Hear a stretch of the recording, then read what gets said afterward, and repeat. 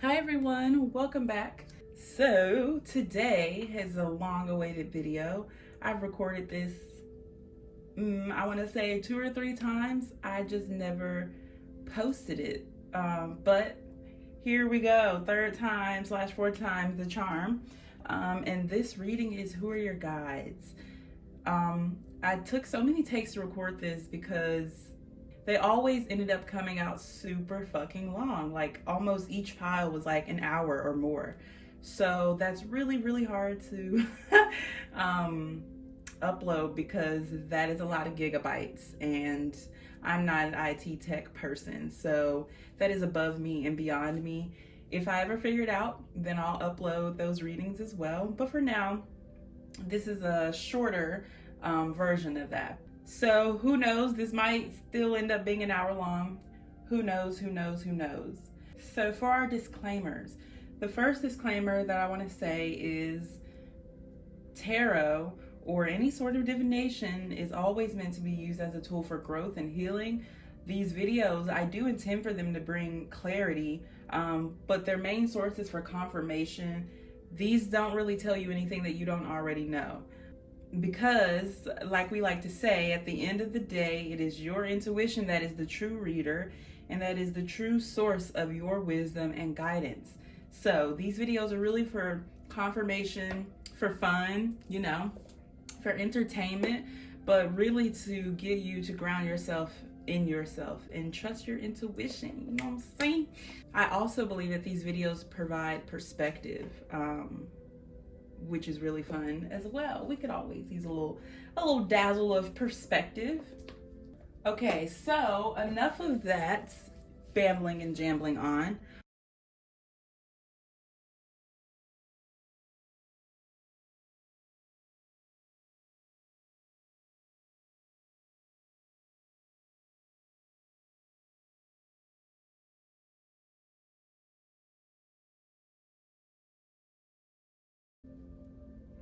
Hi, Pal One. Welcome to your reading. Today, as you know, we're going to be getting into who your guides are. I will be shuffling on camera. So get ready to spend some time together. We're going to go ahead and start with the tarot. But before we get started, let's take a moment to pause to set our intention for this video. Obviously, as our topic is who are your guides, you're probably intending to get a little more information about who your guides are, but anything else that you would like to come to the forefront in this reading, that could be a confirmation as to a specific guide. Maybe you want a specific message if you already know who your guides are.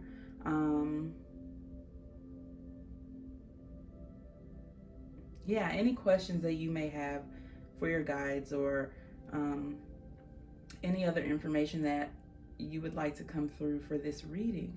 We're going to take a moment to pause and set our intention.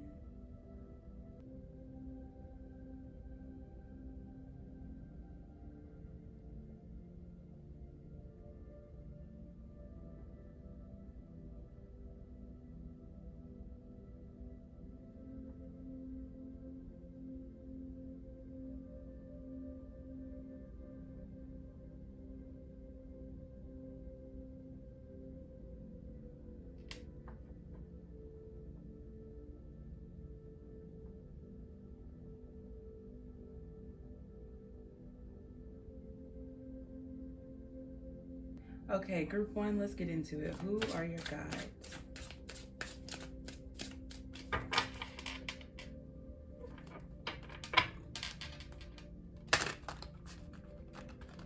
Who are your guides?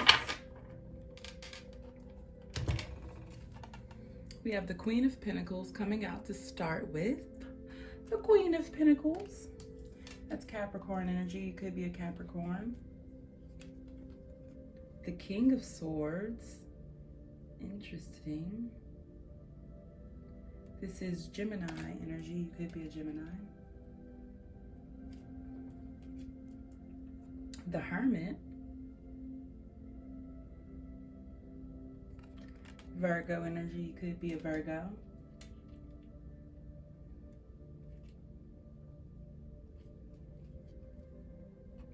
Priestess.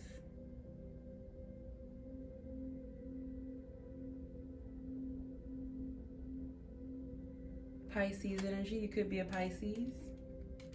Man, we got some strong goddamn cards coming out. And to wrap that up, the Three of Cups.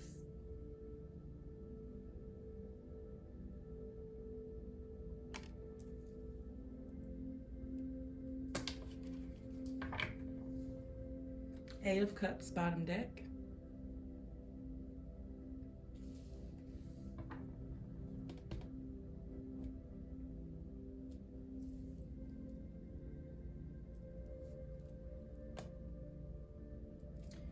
Okay, group one, who are your guides? Let's pull these down so we can get a good look. A good lookerage.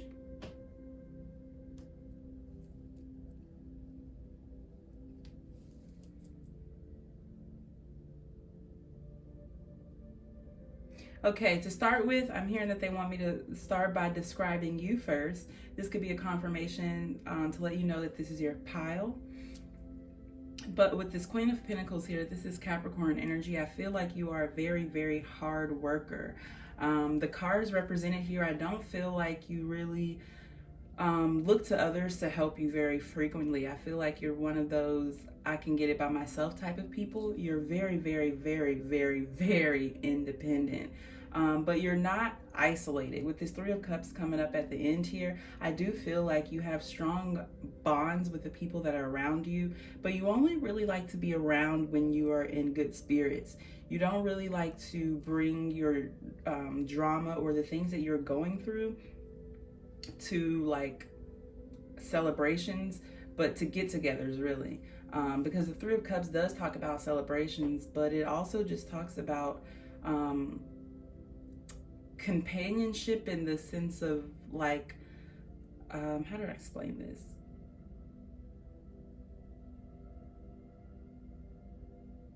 Companionship out of a romantic and out of a personal sense, like being connected to more than one person at one time, right? That's why this usually comes up to represent third party energy, because it talks about connecting with more than one person at a time, right? Like the Two of Cups would be companionship on a one-on-one, more personal basis, but the Three of Cups is more of like in a group setting.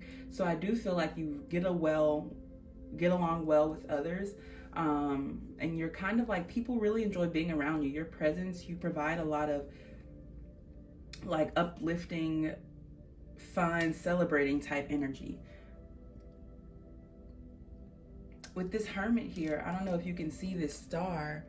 I feel as though you're a guiding light for a lot of people in your life. But I feel like in order to do this, you must first go within to yourself and guide yourself home in order to be a guiding light for others. Sometimes with this Pentacle here as well, it's similar to this star. Sometimes you get wrapped up and completely enveloped in being other people's light and becoming others' light, a light for others, to the sense of where sometimes it's kind of one of those things where it's like you can't really truly fill someone else's cup unless yours is filled. So it's kind of the sense of where you're willing to go into a drought to make sure that your friends, family, and loved ones are not going without. And look, I said you're willing to go in a drought and it starts raining. Wow. Beautiful. With this King of Swords here, like I said, this is Gemini energy, but I definitely feel like you are one of those people who is not very vocal about your plans. When you do things, I don't want to say in secrecy, it's more like in silence, because you have this energy of like, who needs to know? Because again, no one can really help you. You're really like independent. But yeah, like I was saying, I feel like you really move. You're one of those people who move in silence. What came to mind is that Lil Wayne song, that quote from his song where it's like, real G's move in silence like lasagna. That's the energy I get from this. Like, you definitely are a fucking G, but you are very, very grounded in love. I feel like you have a very big heart. I'm also getting a little bit Leo energy here as well. So you could be a Leo, but I feel like you have a very big heart. I'm getting that from this Hermit as well, this Virgo too. I feel like you have a big heart, and the way that you execute that is by being the, what word is that? Not so much like being the consciousness, but being like the voice of reason for those around you, even if it annoys them, because you're like, I'm doing this because I love you. If I didn't love you, I wouldn't do anything. I wouldn't care, you know, I would just let things happen. But because I care, because your voice is definitely a gift of yours and a strong suit, you might even have the gift of gab, but because your voice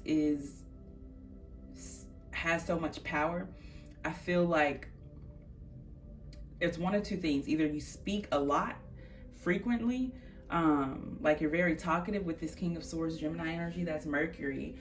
We have Gemini and Virgo, which both of these are ruled by Mercury. So yeah, you could be very, very, very, very talkative.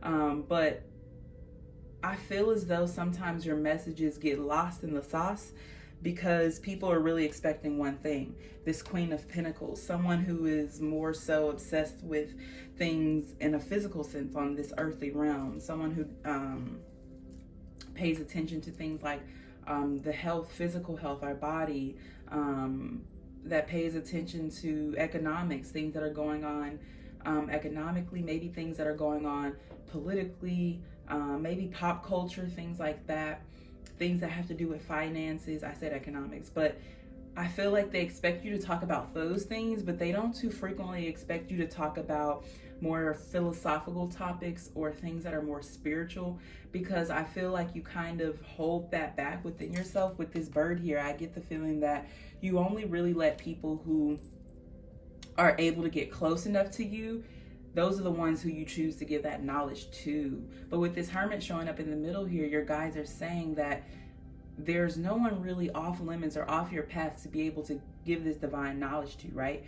I get the feeling that you are very keen and are very able to pick and choose what side of yourself people want, and that's what you give them.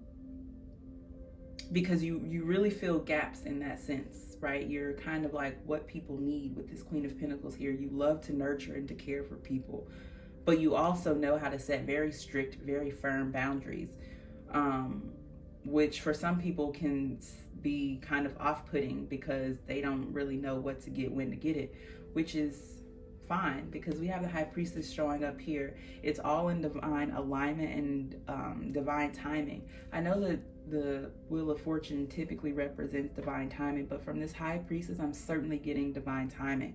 I'm getting a sense of where your evolution is in divine timing. Like you go from this Queen of Pentacles to this King of Swords, to this Hermit, to this High Priestess, all the way to this Three of Cups, to where you are now completely one with your community and those around you. And it's kind of like no longer you know, the cup or the one filling the cup. Now you're kind of just like this surge of energy surrounding everyone, of golden light, of love, and of abundance. So just to start off with, your guides want to give you a quick message that keep going. You are on your path and you are on your journey to becoming and being a High Priestess for yourself and for those in your community. And if it is balance that you're seeking, balance you shall find. Sorry.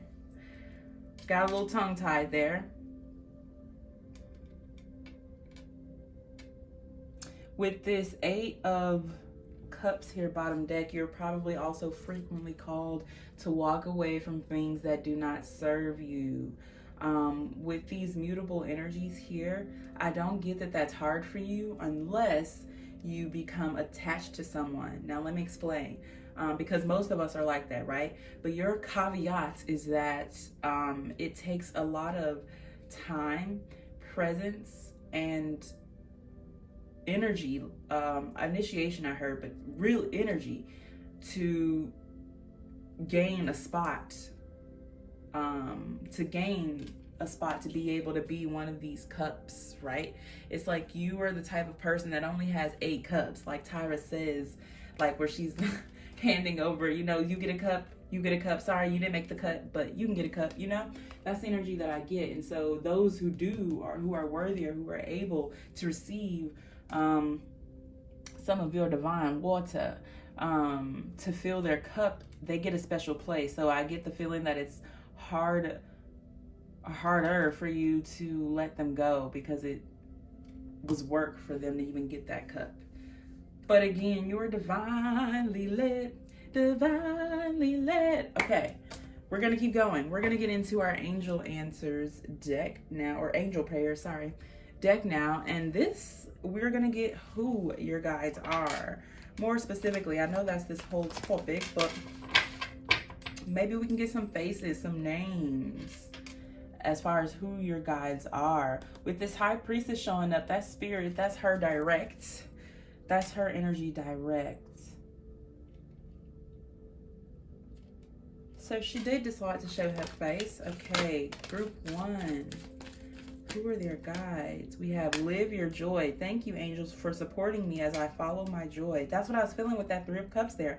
That you are a very, very joyful person, but you also have boundaries. And I get that you go through these cycles of going within and then without, right? Of where you're the Queen of Pentacles and the King of Swords, where you're the nurturing, loving person, and then where you're the firm dominator, like father type, where you're like, no fun and games today.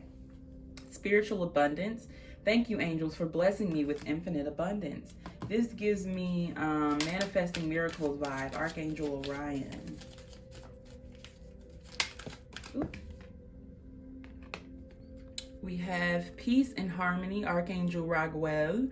Thank you, Raguel, for surrounding my life in a harmonious light.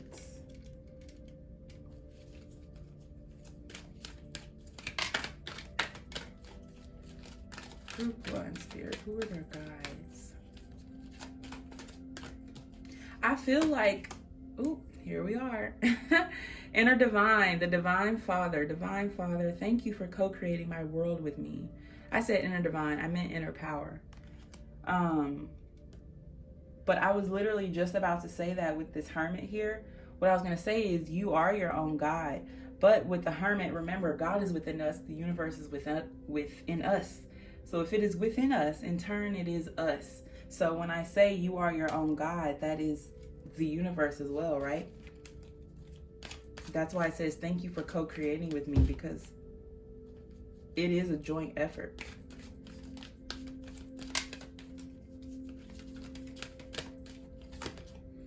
Loved one in heaven. Thank you, loved ones in heaven, for drawing close at this time. So you could have had someone, maybe if someone has recently passed on around you, or maybe not even recently, if you've just felt like you've had a sacred partner in the spirit realm guiding you. That presence is here. Bottom deck, connect with music. Thank you, angels, for inspiring me through music.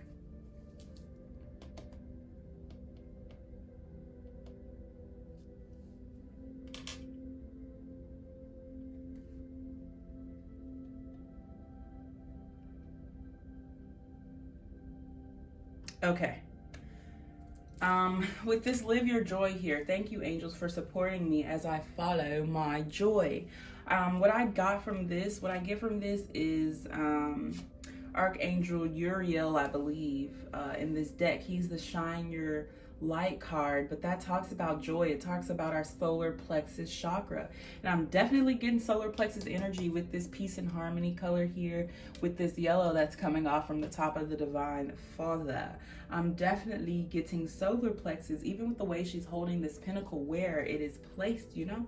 That's right there in our torso, where our solar plexus is located. So if you are not into chakras, or if you have not looked into our spiritual energy batteries, then you can definitely do that. I feel like, as for all of us, our chakras are a guide, but you can definitely learn more about how you are guided, and about like seeing your life through that perspective with getting into chakras. But with your live your joy, I was saying Archangel Uriel, who has to do with the solar plexus. Um,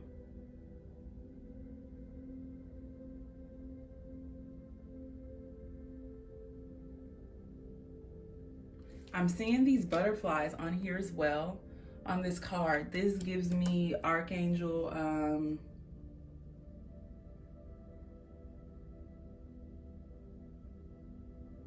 Ezekiel, I believe.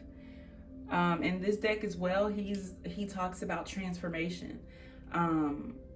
So again, with how these cards are coming up, I do definitely feel like you are called to transform a lot, and that your transformations are not small by any means. That when you transform, you are literally completely transforming identities, but it's like you're still evolving within that, right? So like, say if you're going from Queen of Pentacles to King of Swords, you don't leave all of the lessons and the gifts that you were given as the Queen of Pentacles. It's that now you're the Queen of Pentacles and King of Swords. So when you become the Hermit, you don't leave this behind. You are these things as well as cultivating that Hermit energy, right? And so on and so forth. So I definitely get that you evolve like that. And with that being said, with us evolving like that, everyone is not going to be able to come with us and is going to be allowed to come with us, because we're all on our own journeys and we move in our own time. And so there's kind of this message here that it's not that you're doing anything wrong. It's the opposite, that you're following your path and you're choosing you, but you're choosing love at the same time, which they all fall into each other. But on this path, again, everyone is not going to be allowed to come with you, because look how there are singular energies on each of these cards, even the Eight of Cups. Singular energies on each of these cards. And then the Three of Cups is when we're able to put that, again, back into our community. This spiritual abundance, it says, thank you, angels, for blessing me with infinite abundance. And she's got coins in her hand, which is like this Queen of Pentacles. She's also holding a coin. Look at this, y'all. She's holding a coin. He's holding a sword. The Hermit is holding a wand, a staff, but truly that's a wand. She's holding a book, and they're all holding cups.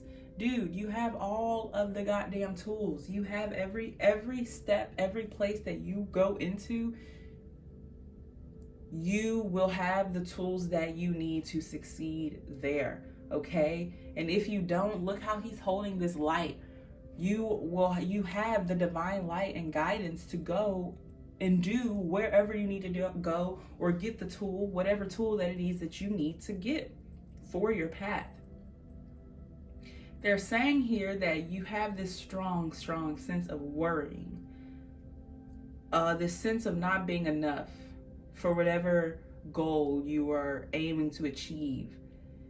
You are enough, and you have everything that you need already. You are directly connected to source and to the divine light. I mean, look at this imagery on here, right? This connection.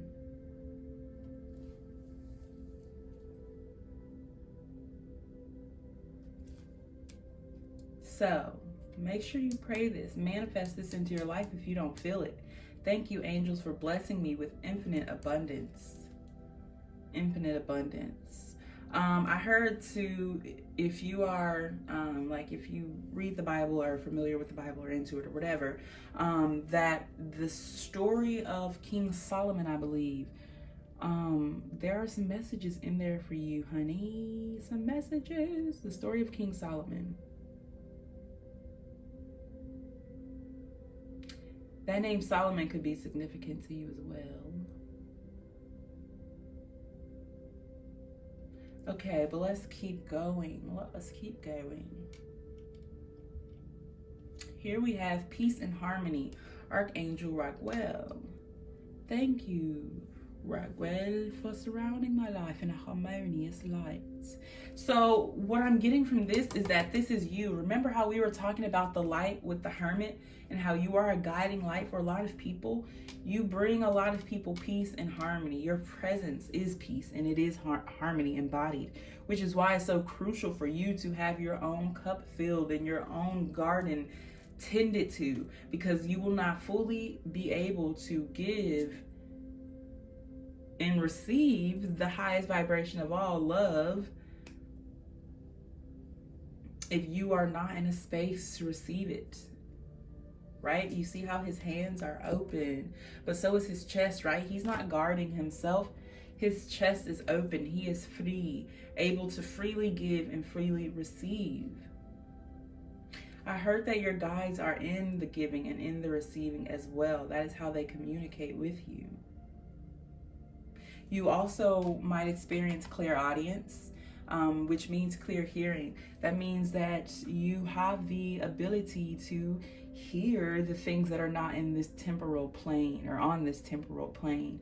You might hear music, right? I know a lot of the times when I'm channeling, I get messages through music.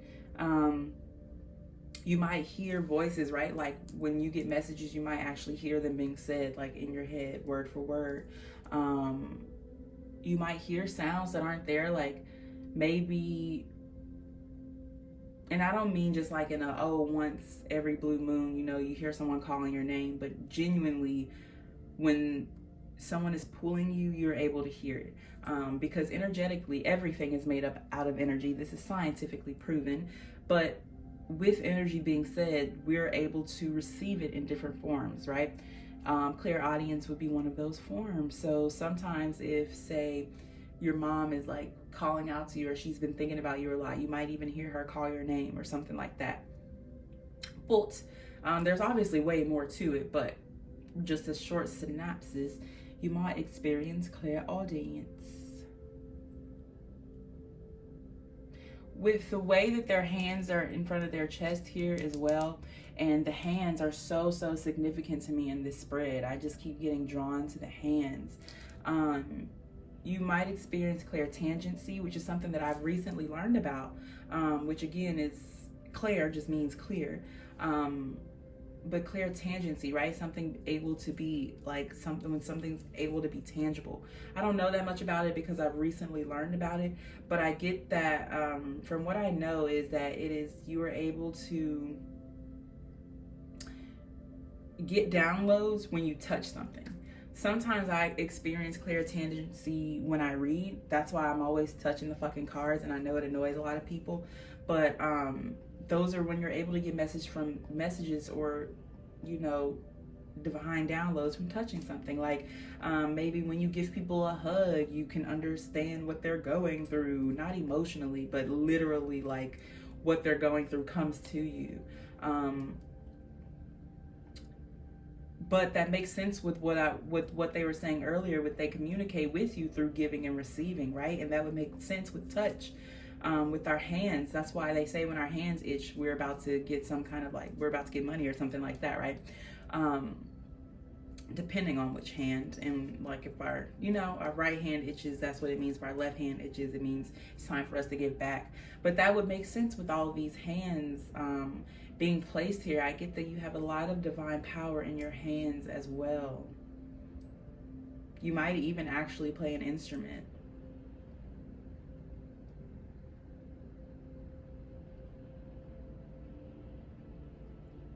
Giving and receiving is the biggest message that I'm getting. And I'm also feeling like it's not in the typical way that you do it. Because I hear you sitting here saying, but I do give and receive. I give so much of myself. I feel like that's what gets me in trouble. But it's like a different way of giving and receiving. It's like if normally you give and receive energetically, right? Like you give your energy to people a lot, right? Well, maybe they're asking you to give yourself in more of a physical sense. Maybe being there presence-wise, physically being there. Maybe they're asking you to do it in more of an emotional sense, right? They're asking you to bring depth to your giving and receiving. But that is your closest way that you are with them. Tangibility, touch. Even if it's like how their hands are together, right?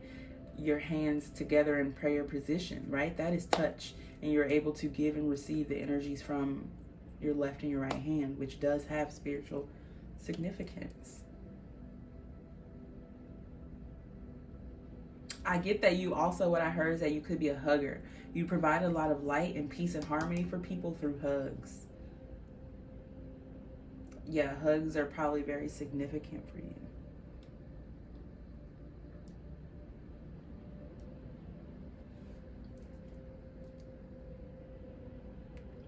Okay, inner power, the Divine Father. Thank you, Divine Father, for co-creating my world with me. So this card is represented as, this would be the God in this deck, or the card that would represent God in this deck. We also have the Divine Mother, which represents Spirit in this deck, the Divine Mother, the Holy Spirit. But we literally have, and that's so fucking cute how he came out under the High Priestess. Here's your mother and your father. These are also your guides. You are, like I said, very close and very connected to Source. You really truly do not have to go through any hoops or any loopholes to get to them. You are able to get directly to the kingdom, directly to the mother and to the father. You're a high caliber spiritual being, I must say, and you definitely have a divine role, which would make sense of why you would need to be able to access them so quickly and so easily. So for you, and that's why I said that scripture earlier, if ye seek, ye shall find. But they say that to you because literally, if you ask, you will receive. It's as simple as that. Like I said, there are no loopholes. There are no special type of prayers or, you know, rituals that you have to do to get to your Divine Mother and Divine Father. Babe, you're there. You're already there. So seek. You have this call to seek. And seek like this, I heard. You know, not with your eyes or with your ears or with your mouth. They're saying seek like this. You're a touchy-feely kind of person.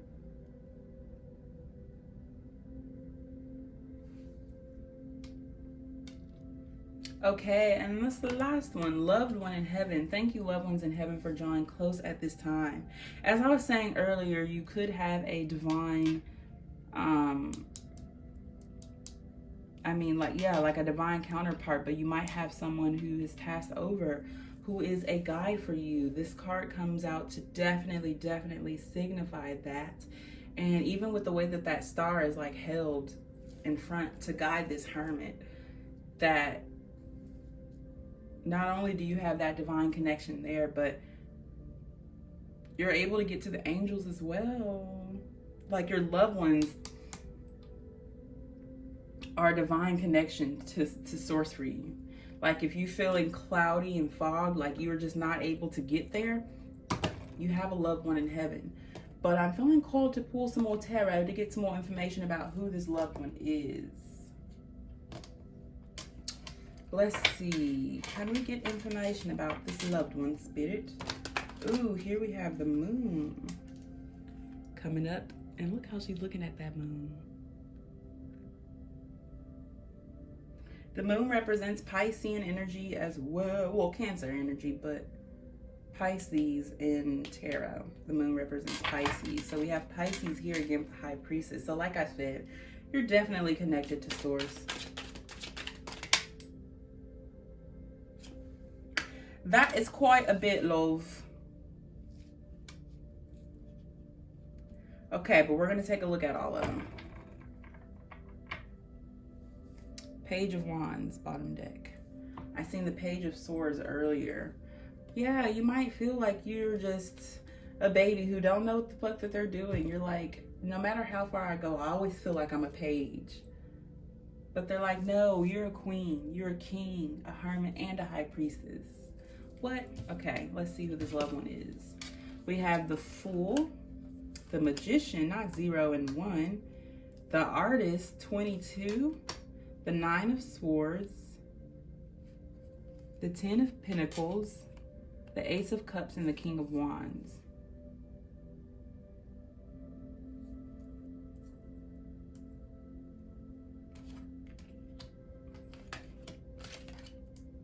I know you can't really see these bottom ones, but I need to be able to see.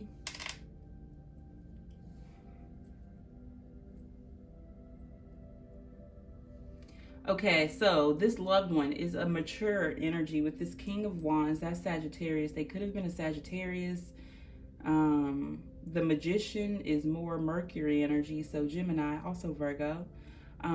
But sometimes Magician represents Aries energy because it's the number 1. Aries, first sign, first house. This is definitely for sure a masculine energy.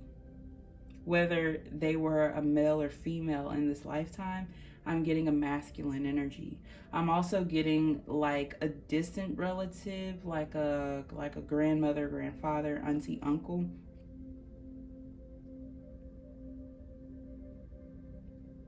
I'm also getting that they passed away in old age, so they lived a very full, abundant life. You might have had a lot of sleepless nights about them with this 9 of Swords coming up here. And dude, look, that literally looks like the King of Swords, that skull, I mean the King of Wands, that skull. Look at that.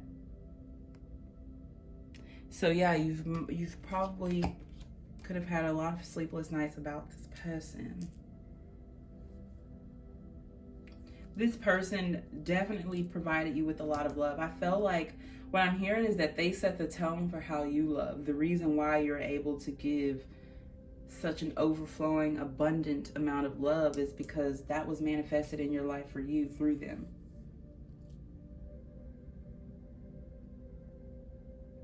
With this artiste and this King of Wands, I feel like they definitely inspired you to follow your truth no matter what, and to seek your truth no matter what.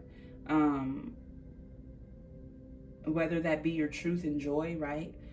Whether that be your truth in your spiritual abundance, whether that be your truth in your peace and your harmony, whether that be your truth that you're divine, that you are loved, right? That there's something above you, your divine Father that is there working with you and alongside you and within you, right? I also get that they inspire you to take chances when it comes to your future. Like they were like, if something is not working, it is okay to start over, right? It's never too late to start over. It's never too late to seek your abundance. I also feel like they taught you that you can't fill someone else's cup unless yours is filled, right? That you give from the overflow, from the excess. Because this was a person who had very strong, very firm boundaries. They knew who they were, but that did not stop them from loving and being a creature of love and embodying that. Yeah, I'm definitely getting strong clairaudience too with this 9 of Swords. You might even have clairvoyance, which is one of the more common ones, clear seeing, because I'm just looking at the way she's covering her eyes. But yeah. Okay. Well, thank you for revealing yourself. The Fool, that's also Uranus energy, so Aquarius. Also Aries, because the Fool is 0 in the deck. Well, it's the first card before the Magician, so also Aries. Okay. Oh my God, look. I'm looking over here, and I'm looking, and I see her, our Divine Mother. There she is. Okay.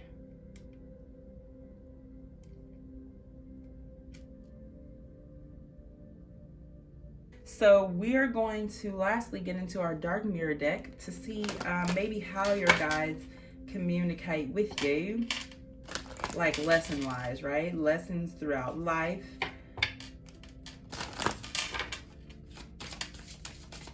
Signs, synchronicities.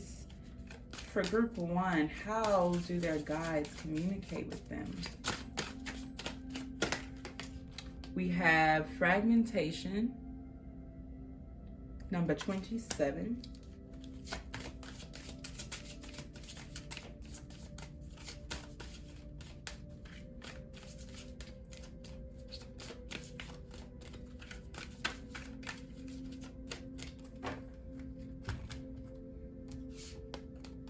Addicted, number 11.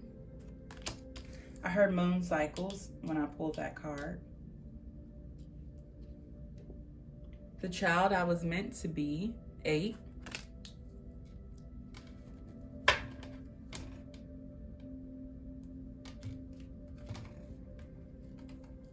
Revenge, 23. I'm getting Leo from this and Scorpio as well. Queen of my world, 24. Okay. Bottom deck here, 25, fated to suffer. Here is that worry and anxiety that we getting. Okay, so how do your guys communicate with you lessons-wise? I feel like you do go through a lot of lessons of codependency with this 11 addicted here. We had the Capricorn show up, so that's also the devil card. The devil represents Capricorn energy. So you might go through a lot of situations of codependency, whether that's you being codependent on someone else or someone else being codependent on you. With the child I was meant to be, I do get the feeling that people are typically that you go through a lot of situations where people become codependent upon you, because it's almost like you feed them and give them the childhood that the love that you wish you would have received in your childhood. But with this revenge card coming up here, I do feel like you struggle, because when you do finally give someone this pinnacle, or you do finally allow space for, you remember that 8 of Cups, when you finally give someone one of those cups, one of those spots at the round table, and they fuck it up, oh man. Look at these women over here. These people might be broken, but them, no. They're broken, but it's like you would never tell. It's like that song by Mona Leo where she says, you can't tell what all I've been through because I make this shit look well. Those are the vibes I get from this. I get those vibes from you strong. But yeah, I feel like you nurture people like you wish to be nurtured. So when they fuck it up, it's like, whoa. You had every opportunity to not do this. Like, I made sure of that. So the fact that it happened for you is like, oh no, all bets are off. Off with the fucking head. Immediately, right now, immediately. With this fragmentation here, I get that they, like with this being said, when you offer someone one of those cups, these people not knowing, but that cup is a piece of you. So a lot of the times you break off pieces of yourself and give it to others with this fragmentation here. More going back to the whole, you can't fill someone else's cup unless yours is filled, that where you come in and you're like, this is all that I have left for me. Where's the rest of my body? Who has these chains on me, right? But I do feel like you're divinely called to do that a lot of the times, because there are lessons in there and of that for you, and also for the other person as well. Yeah, so sometimes you kind of have to martyr yourself for the sake of your community.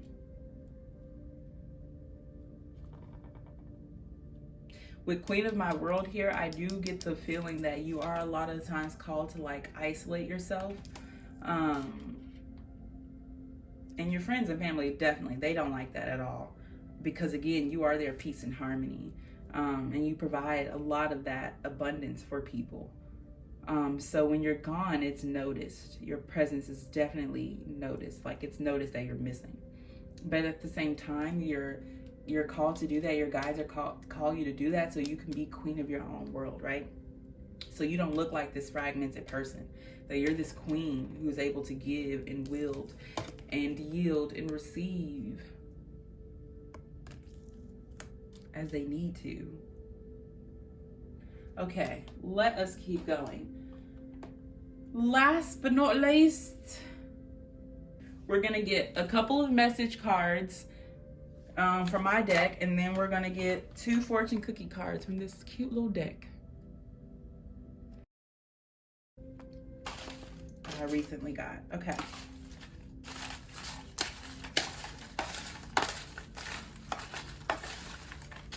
Give you a good little mix. Okay, messages from their guides for group ones. Third messages from their guides. Right there. Bow.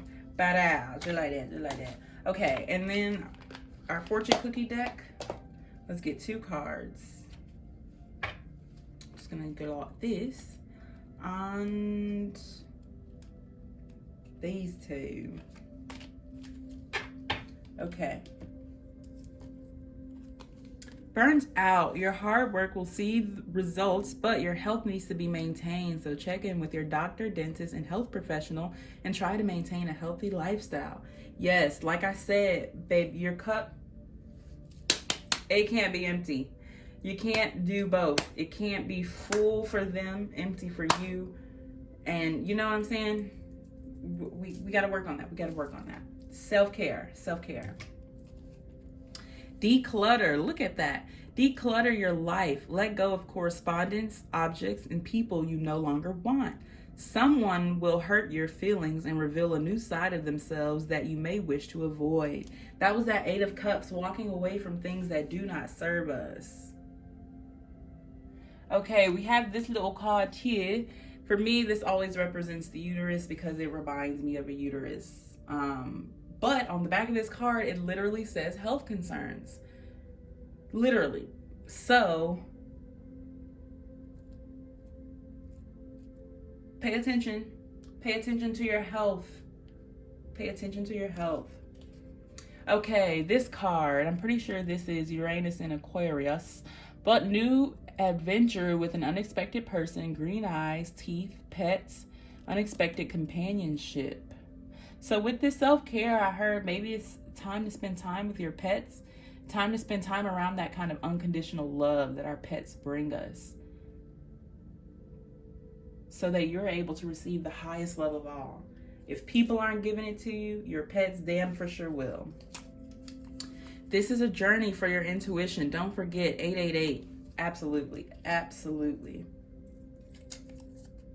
It's happening for you, not to you. Yeah, here we go to really just clarify that 9 of Swords that we were getting, that anxiety that was coming through, the worry. It's for you. It's for you. They're doing this for you. This says, don't try right now. Just be. Yeah, just be. Like I said, with this Hermit coming up in the middle, you might have this time of this need for Hermit mode. So you can go into like, get some self-care and some love for yourself. Why window shop when you own this, Rihanna? So what that basically says is, again, this is your body, your temple. You're the queen of your world, right?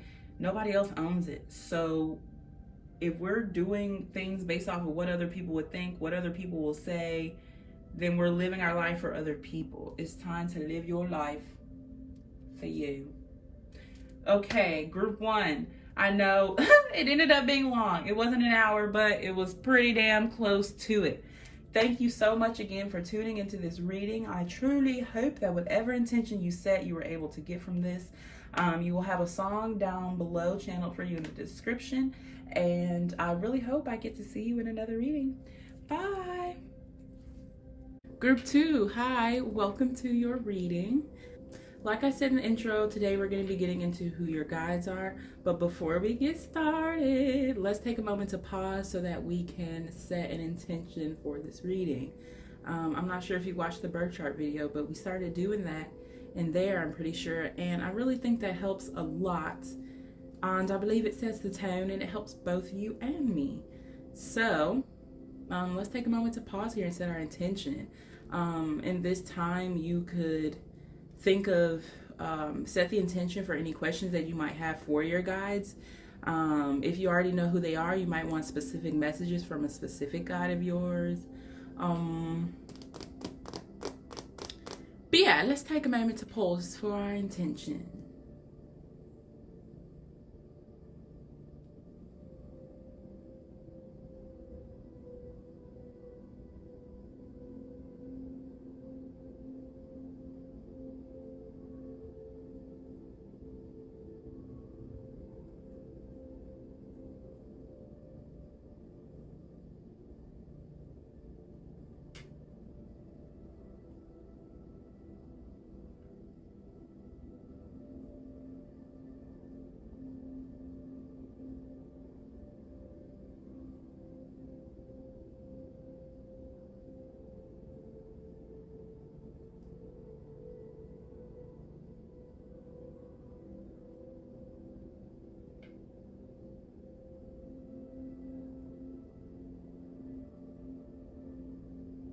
Okay, let's get into it. So today, who are your guides?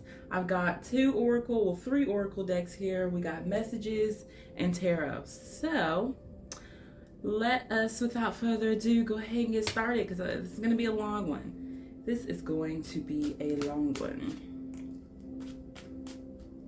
That's what she said. Okay. Group 2, Spirit. Who are their guides? Group 2.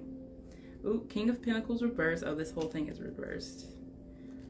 So let's take all the cards upright for this reading. We have the King of Pentacles reversed. Or upright, floray. Starting off with the King of Pentacles. I'm pretty sure Group 1 started with the King of Pentacles. The Sun.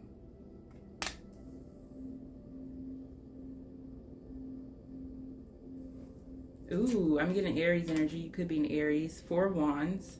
Even though the Sun represents Leo. King of Pentacles is Virgo. 5 of Pentacles.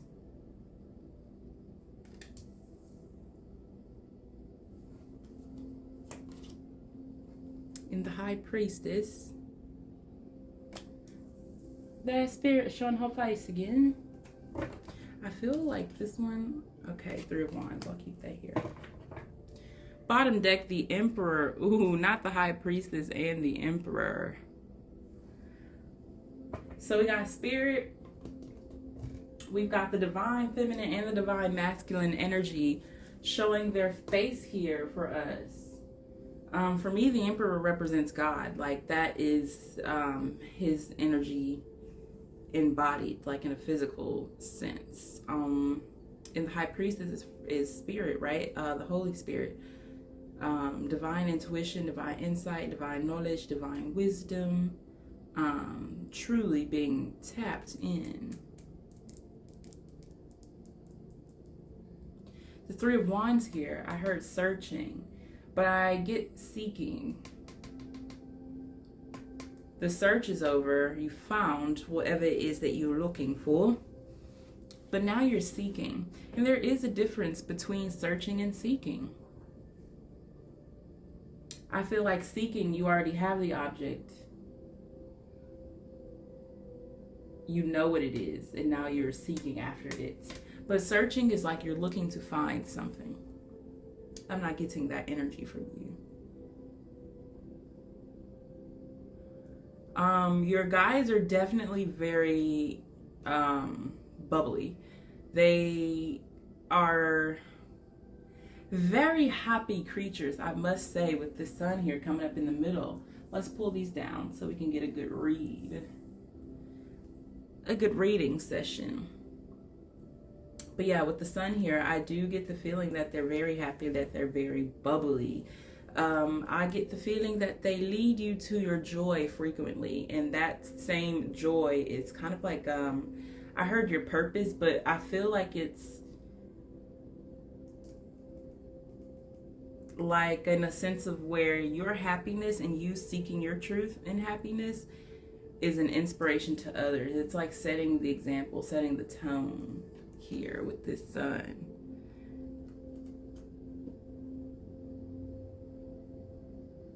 With this King of Pentacles, you might have kids.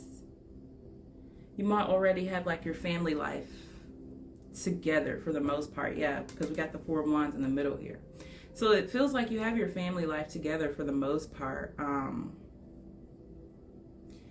You just worry a lot about being what they need and having enough to support all of you for, you know, the long run, long term. But I do get that you are in a very happy place and space in your life. If you aren't, this might not be a pile, beloved. But I do get that you have this peace within you, like this joy, but it's on a different spectrum. It's not the typical joy that, it doesn't feel like how joy is typically depicted, like you're jumping off the walls and you just have this just burst of energy. It seems like this just natural flow, like just this existence of joy, where it's just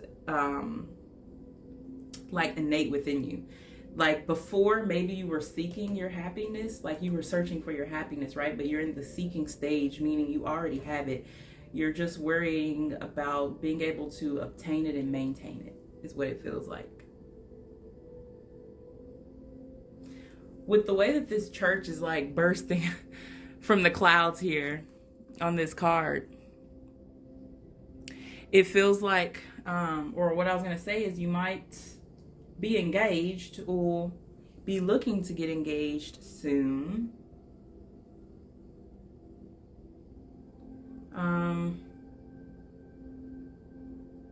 But yeah, if you're not, like, if you don't already have a family and all that put together, I definitely feel like you already know what you want. Because look at how this King of Pentacles is looking towards this sun. But it's almost like he's already holding it, you know? Like he already knows that that's his, that happiness is his, whatever this is. But this is not a love reading. This is about your guides. So, like I said, I feel like they guide you a lot through your happiness. That's where they teach you about what's meant for you and what's not meant for you. Because I feel like with the way that she's like over this Four of Wands, that maybe you are a safe haven in your community a lot, like for a lot of people, where you are home, like you are the peace and harmony. Because all of these cards feel like a very protective energy. Thought I'd get here.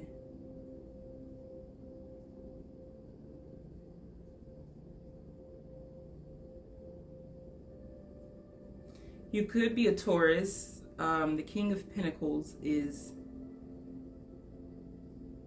Taurus for some readers. For me, it's usually Virgo. But I'm definitely getting strong Taurus from this, from the Sun. Even from the Four of Wands, right? Because it talks about our home life. You could be a Cancer as well. I'm getting Cancer from the Four of Wands. But I get Taurus and Cancer because I'm definitely getting this homey feeling. But in a luxurious kind of sense of where it is well maintained and well taken care of. It's not like one of those toxic homes where you just miss it because it was what you were used to for so long. This feels like a well maintained home. Like a smart house. That's what I heard with her. Like, it's like a smart house where it just takes care of itself. Everything is just always taken care of. But I feel like that's not the truth. I feel like it's you that's taking care of things. It's just a lot of people don't realize how much you do. And sometimes I get that gets you down a lot. I feel like your tenderness is misappreciated. And you're like eye for detail, like, right, the Virgo energy, like this, like you're very detail oriented even when it comes to your relationships. Like you really, really, truly pay attention to things and to people, even if they don't notice it, right? And you definitely try to portray that and embody that. But I feel like maybe you feel like unnoticed, like all your hard work goes unnoticed. And it feels like maybe people only appreciate you for this high priestess spiritual being that you are, but they don't really appreciate how much you do in the physical sense.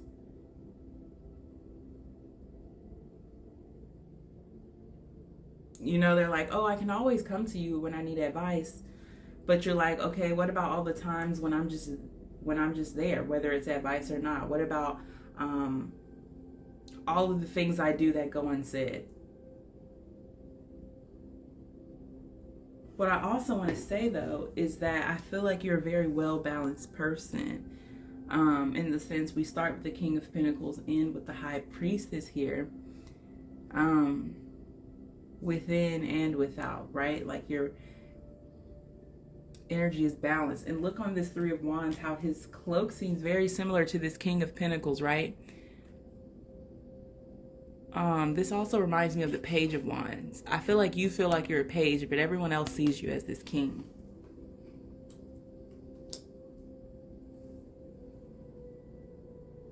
They see you as a very grounded type of person.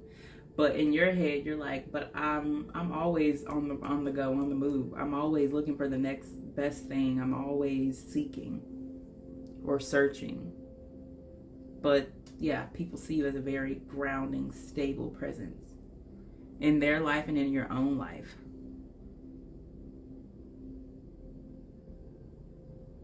So much so that they see you sometimes like go to the point where you're without for the sake of taking care of others. And they like, people have a lot of respect for you. That's the word I was looking for. People have a lot of respect for you.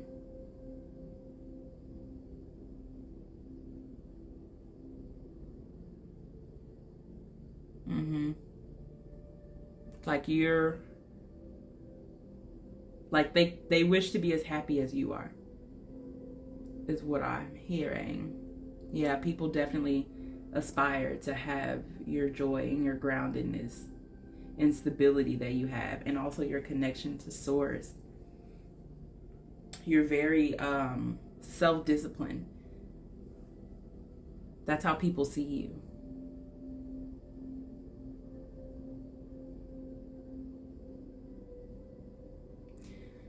Okay, let's keep going so we can get more information about your guides. We started kind of like this for Pal 1, where we really got more so into describing you. For confirmation, I suppose.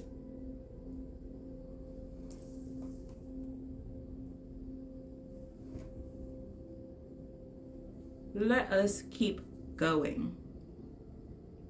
Next row we're going to get into are who are your guides.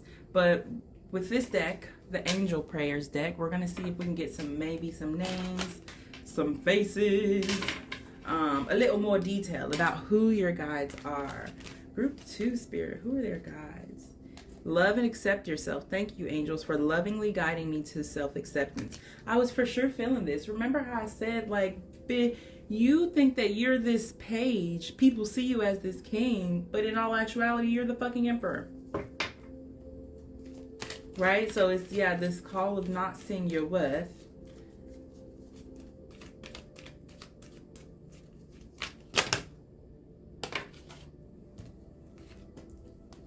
Change and transition, Archangel Azrael. Thank you, Azrael, for leading me safely through this change.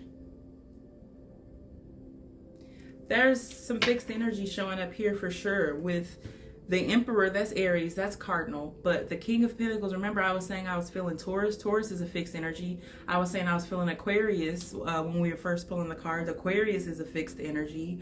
And then there's also, what else? I'm feeling Aquarius, Taurus. Oh, Leo with the sun. Leo is fixed energy as well. So with this change and transition, your guides are basically saying that sometimes you have a hard, you have trouble with change because you're such a stable type of person. Like you prefer stability, and you create stability around you in turn, right? Because that's, I mean, what you need.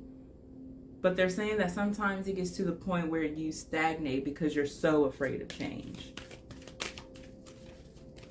Maybe that's why you see yourself as this page, because what you see is how much you fight the change, but you're not really seeing how much you've evolved.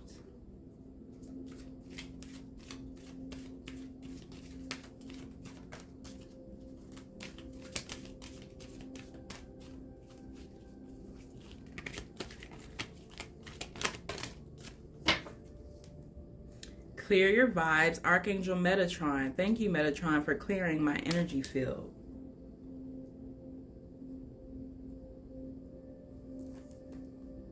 Honor your beauty, Archangel Jophiel. Thank you, Jophiel, for helping me discover my inner and outer beauty. Bah, what was I saying? What was I saying here? That looks like what she's doing on this sun card. She's trying to understand and appreciate her beauty by holding it up to the world. She's like, hey, y'all see this? Does this look as good as I think it do? And then we have the Miracle of Forgiveness, Archangel Jeremiel. I don't know. I like to overcomplicate when I say things, so I could be saying that wrong. Thank you, Jeremiel, for helping me understand the process of forgiveness. Look at all these archangels that came out. Purr. Bottom deck, the miracle of nature. Thank you, angels, for helping me to reconnect through nature and fresh air. Okay, so remember how we were saying that your angels guide you through your happiness and through your joy. But when it comes down to it, what I feel like that is they're, like it says here, thank you, angels, for lovingly guiding me to self-acceptance, which is what they do. They guide you. You go through the lessons that you go through, and you are guided the way that you are guided so that they can guide you to self-acceptance, because that is literally the key to unlocking all of your glory, is self-acceptance.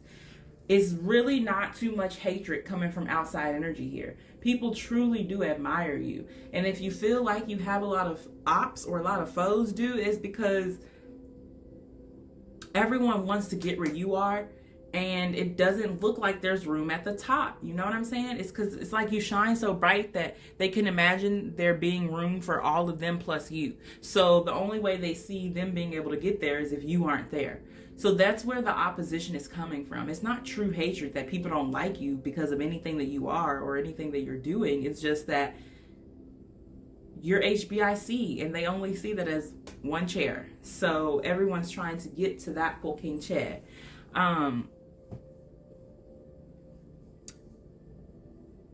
With this Five of Pentacles, I do feel like they feel bad about having to step on your head to get to where they're going, but at the same time, these people are picking them.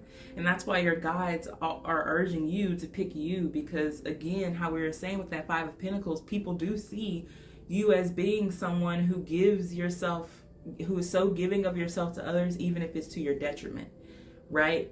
But these people are selfish people, so they are going to take advantage of that weakness and do what they need to do to become the high priestess, or what they think they need to do to become the high priestess, right? Everyone's on their own journey. Everyone's trying to do the best that they can with what they can. So love and accept yourself. This is your guides calling you to seek your truth within you. I do feel like a lot, like we were saying with that sun, you might look outside of yourself for validation very frequently, and it might be stable at the time, but in the long run, it leads to this emptiness, this pit, you know, of never being satiated or satisfied. Four of Cups.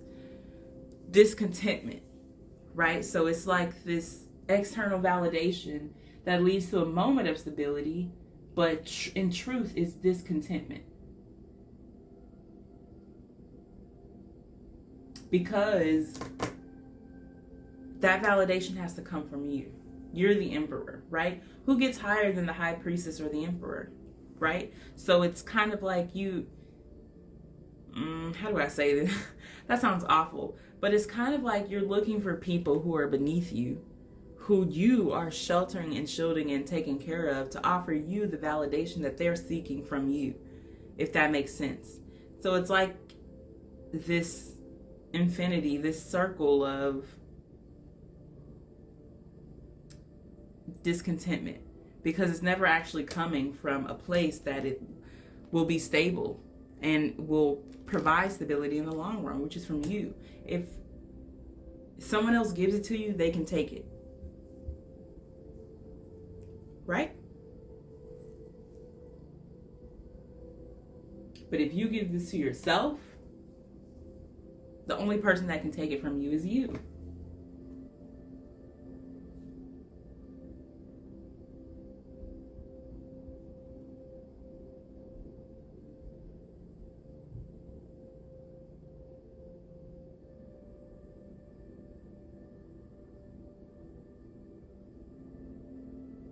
Change and transition. Thank you, Azrael, for leading me safely through this change. And with that coming up under the sun and Four of Wands next to clear your vibes, what it feels like this changes is this change to you now becoming self-reliant on yourself, okay? Because what it feels like is, if you look on this sun card here, right? This woman is like showing something to these flowers. This is her audience, right? But it's a mutual gain, right? Because while she is providing light for these flowers are also providing her with validation and recognition for the light that she's providing, right? You can see that they're mutually feeding off of each other. So the change and transition that is coming is that now the only person that you'll be feeding off of is yourself. And that is going to feel weird and be weird because, well, it's been one way for so long, right? And it's new. Of course, it's going to feel weird and different when it's new. So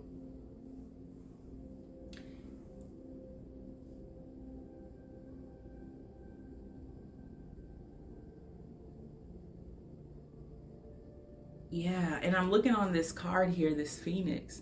This card for me represents Scorpio energy. I feel like you're a person who is put through a lot of darkness in your lifetime and have had a lot of darkness in your lifetime. A lot more than others. And part of that is because you shine so brightly, like you're the sun, right? So the trials that the sun will go through are going to be different than the trials of the moon because it's the sun, right? Not to say that the moon doesn't have its own beauty and its own worth. It does, but it's the moon. It's not going to have anything. They're they're polar opposites, right? So it's kind of like this feeling that you look at other people's journey for advice and for insight into your own journey, but you're looking at the moon for answers to a test that is for the sun. So the change and transition comes from you coming back into your sunlight and your sunshine and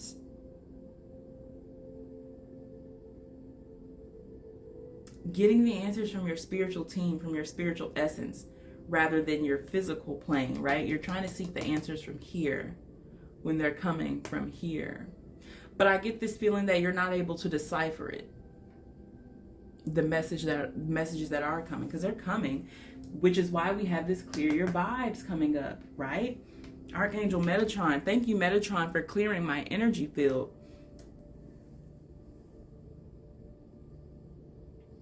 And the miracle of nature, there's definitely either a person in your energy field right now that is toxic, or it's you who is being toxic towards yourself. And you could be being toxic towards yourself with this honor your beauty here. There could be someone in your circle or someone you're in contact or in connection with right now who is not honoring your beauty, and you feel it.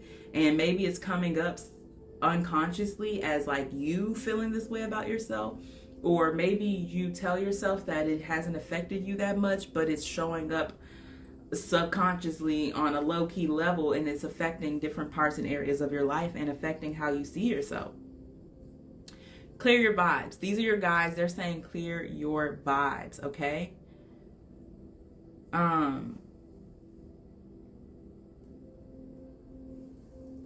Archangel Jophiel, honor your beauty. Thank you, Jophiel, for helping me discover my inner and outie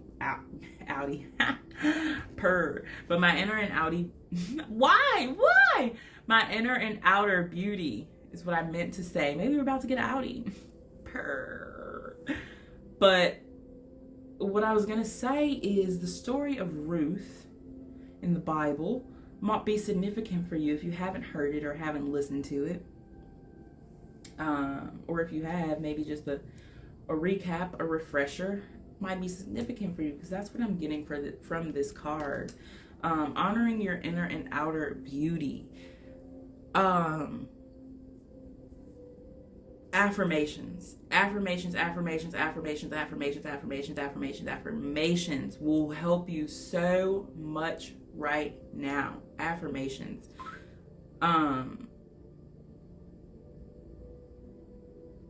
Self-care will do a whole lot, because look at her. She's like, yes, time for a self-care day.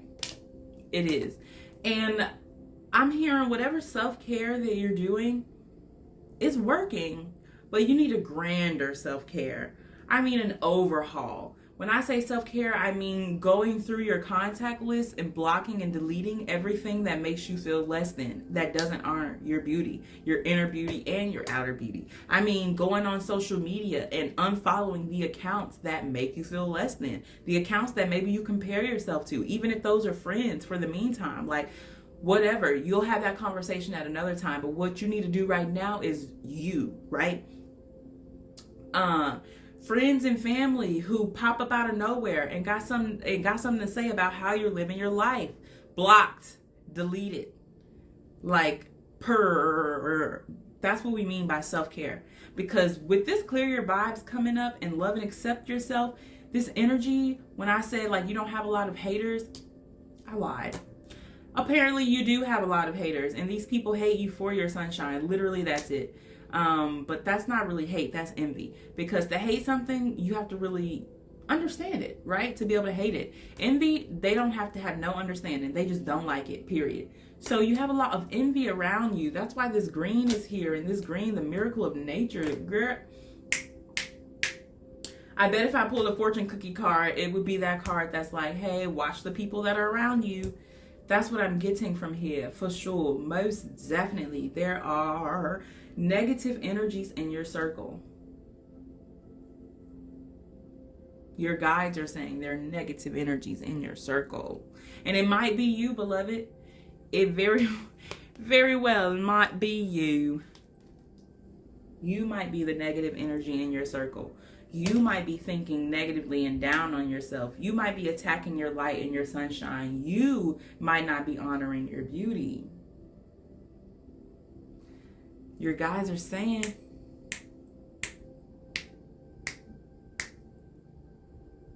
we see you. We hear you. And now we're here to heal you. The miracle of forgiveness. Archangel Hermiel, thank you, Hermiel, for helping me understand the process of forgiveness. They're saying forgive yourself. Forgive yourself. Forgive yourself. Forgive yourself for the overgiving and oversharing that you have given of yourself to others. Forgive yourself for the empty well that you have left for yourself after overgiving. Forgive yourself for allowing people to disrespect and mistreat and not honor your beauty. Forgive yourself for not loving and accepting yourself. Or forgive yourself for not doing it consistently. Or forgive yourself for doing it for someone else's sake instead of for your sake. Whatever it may be, forgive yourself for it. The miracle of forgiveness. This is your guide. With all these fixed placements coming through, you very well, like I said, it could be a Taurus, Aquarius, a Leo, or a Scorpio. Which I'm pretty sure I mentioned all of those signs in this reading. So yeah, strong fixed placements. But with those fixed placements, you might have a tendency to hold a grudge. You might have the ability to hold grudges, okay? Your guides are not saying that, oh, you're this horrible, terrible person for holding a grudge, because I'm sure that it has helped you at some point in your life. Otherwise, you wouldn't have done it. But with that being said, do you truly think that with your ability to hold grudges that you have not held some kind of grudge with yourself? Do you truly think that every single grudge that you have held, that it needs to be held for however long it's been held for, right? It's kind of like this audit of your relationships is what it feels like, but it's like an audit of forgiveness. What do you need to forgive and allow forgiveness to come in for? Maybe you're not the person that needs to forgive. Maybe you're the person that needs forgiveness. But have you made space to be forgiven? Or are you still beating yourself up for whatever this was, right? Forgiveness, the miracle of forgiveness. So in regards to who are your guides, one, Spirit is your guide, the Holy Spirit, right off from the jump. And with that being said, Spirit, truly, that's why she's Mother Nature. She is the embodiment of nature, because nature is what it is, what it is. It just is, right? It doesn't try to become something more beautiful for humans to accept. It doesn't try to purposely hurt humans when they get hurt. Nature is what it is, and spirit is the embodiment of that. She is what it is. So she is the embodiment of beauty in its natural, rawest form. Okay? So that is why she is a guide for you, because she is trying to teach you the beauty in rawness, the beauty in vulnerability, the beauty in change and transition, right? The beauty in your sunlight, in your sun. Because everybody doesn't appreciate the sun. We know that. We literally have some sun haters out here. Some people hate the sun. They hate it, okay? And that's fine. To each their own, right? We're each on our own journey doing our own thing. They can hate the sun, but it's still gonna fucking shine. It's gonna wake up every day and be the sun. Okay? The sun don't change its rays for us. What do? We slap on sunscreen to deal with the sun, not the other way around, okay? So remember your light. So one, spirit, she is your guide. This is a call to communicate with her, talk to her more, even if you don't know where it's going to, if it's going to reach her or not, or if you don't know if you're saying it right, or how to say it, or what to say. Whatever the case may be, just try, okay? Reach out to her, because she's trying to teach you something within your beauty and within your light to help ease the what feels like the burden of being the sun, but it's only a burden because it's thinking about trying to be the sun.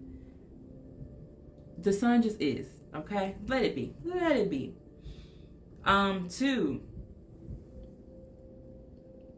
another guide for you is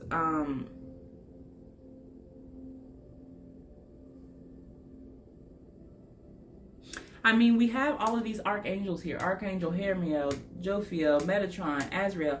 We have all of these archangels here, but you know which one didn't come out? And I think no, that's not him. Oh, here he is. I was like, which one? The one I didn't see, Archangel Michael. You are protected. Thank you, Michael, for surrounding me with your protective light. And the reason I say I didn't see him is because move your body, live your joy, healthy choices. There's a lot of focus on the body here, on the physical body. I picked that up off the jump with the King of Pentacles. I was like, interesting that he's coming out, because I'm feeling more Queen of Pentacles energy. Like there's a lot of insecurities about your physical appearance.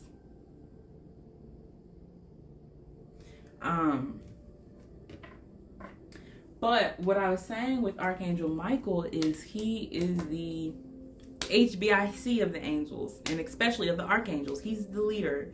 And so the fact that all of them are coming out is kind of like him sending them your way. So as far as who are your guides, it feels like you have temporary guides right now. The guides that are in your life are not there for long term, and they're not meant to be there for long term. You wouldn't want them to be there long term because what they come for is to heal something, like most archangels, and to protect. But the angels that are coming here for you, again, are to heal. Look at these freaking lights that are kind of like just soaring up from the chest, from the middle. Heart chakra. I'm getting very, very strong heart chakra energy. A lot of green, like I said, with the envy coming up. But green is also earth energy. So you could be a Virgo, Taurus, Capricorn. But yeah, strong fixed placements here. But with Archangel Michael coming up, he's saying you are protected. You're never without.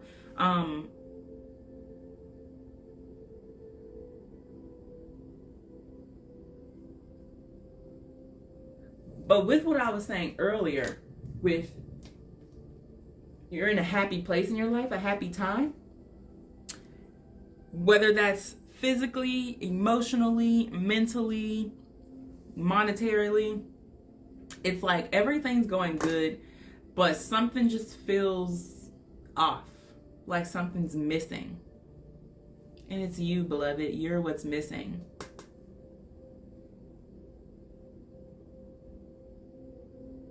It's like one day you woke up and you looked in the mirror and you were like, if I had everything I wanted sitting right in front of me now, there would still be a hole. And you're the hole, right? It's like this realization that you're the hole. You're the one that you've been missing all this time. You're the one that you've been craving. You're the one whose attention that you've been yearning and longing for. Let's keep going. Let's keep going. Okay. But what I was saying is, I feel like you have temporary guides. Your guides are...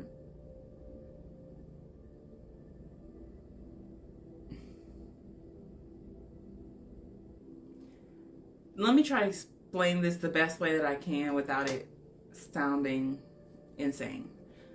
Your guides are not really... They're entities, but it's nowhere near physical sense. Your guides are literally, like all of us, energy, but it's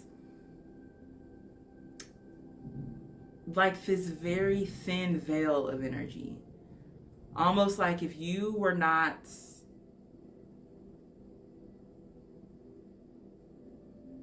What I heard is they show themselves to who they want to be seen to. Or they reveal themselves to who they want to see them, is who your guides are. So you're not going to get a physical embodiment of them. When they come, they literally come as like a willow wisp. Like they come as like this sweeping energy of like wind, or like maybe like just like this silk piece of like silk fabric. Like I don't really know how to describe that. But they don't really come as very strong presences. They come to mend. And with that being said, it's almost like their energy is so disconnected but connected. What's the word? Their energy is it's not very dense, but it is at the same time. It's like dense, but it's spread apart. It's not tightly packed together, but it's endless. So when it comes, you don't really notice because it's not dense. You know, does that make sense? Like it's not coming as like this.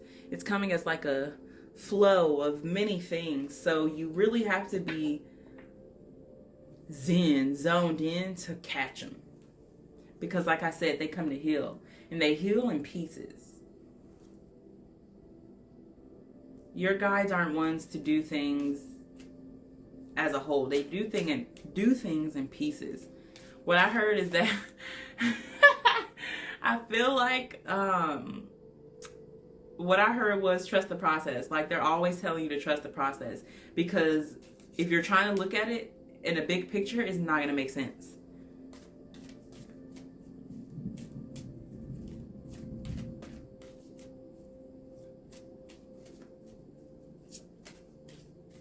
But God and the Holy Spirit are the only two really, and Archangel Michael are really the only strong, like, I can put a name on it, entities that are coming through.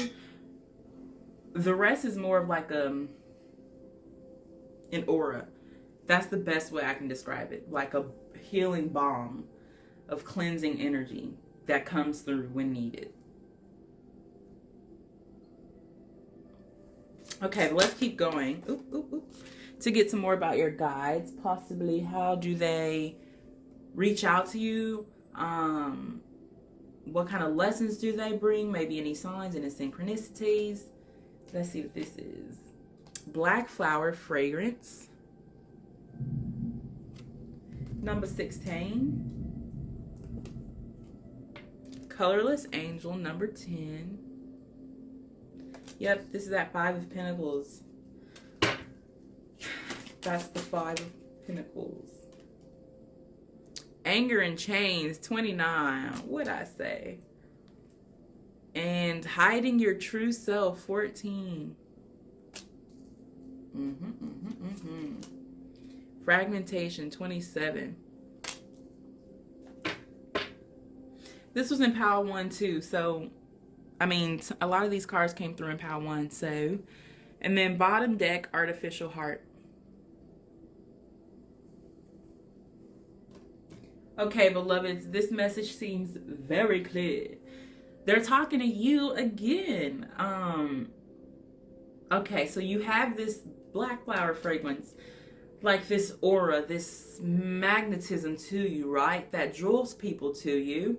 And a lot of the times it draws these King of Pentacles type energy. People who are self-sufficient, hard workers. Like, if you are attracted to men, like these are great fathers, they have great jobs, they're stable, they make good money, but they leave you feeling like this colorless angel and this artificial heart. Like you can't ever truly be your true self with them, hiding your true self.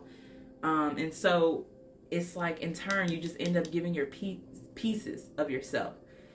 And then one day you look up and this is all that's left.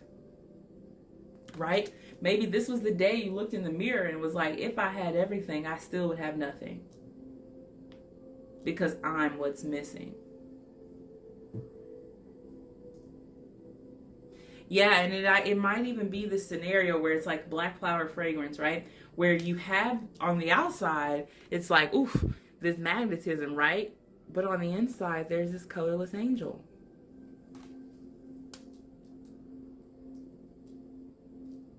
And who would be able to see that if not you, the sun? Who else would notice the lack?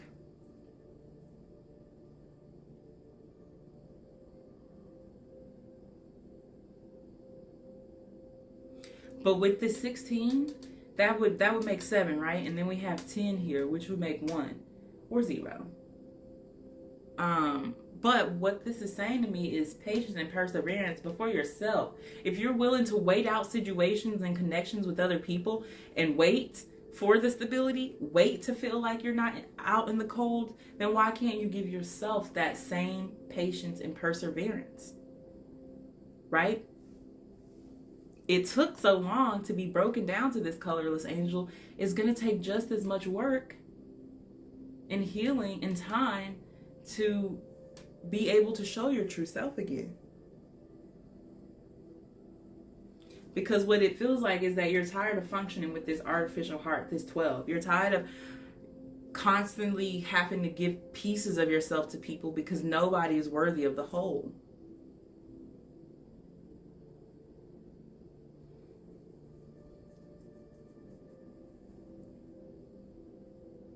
And this anger and chains coming up under clear your vibes, it is definitely brewing resentment within you. And this resentment is going towards the universe now. You're like, why has things happened? Like, why are things happened the way that they have happened? Why would you send these people into my life? Why would you let these people tear me down? Why, right? Why? And what I heard is that they want to tell you they're not angry at you for being angry at them. They understand.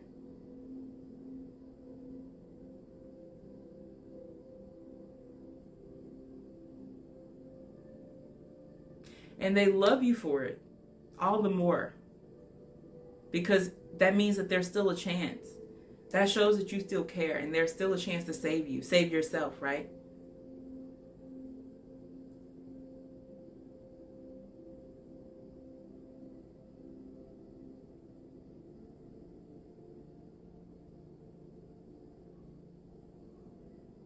I feel like they guide you a lot through your anger as well. Because with this saying anger and chains, it teaches you of how your anger has you bonded to a lot of things, and a lot of people that you probably think that you've completely moved on from. But remember how we were talking about holding a grudge before and giving pieces of yourself to people? A grudge is you giving a piece of yourself to that person, because a grudge is, think of like a grudge as like a door stopper. It's holding the place of something. That means that you're holding a space for them with that grudge. So they teach you that, and you go through these cycles and lessons to teach you that, of how you're still chained to these people. They still have a essence of your black flower fragrance.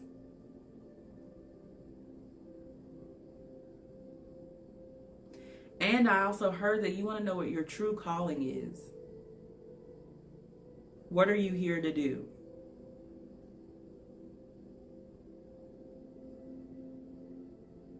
I don't know.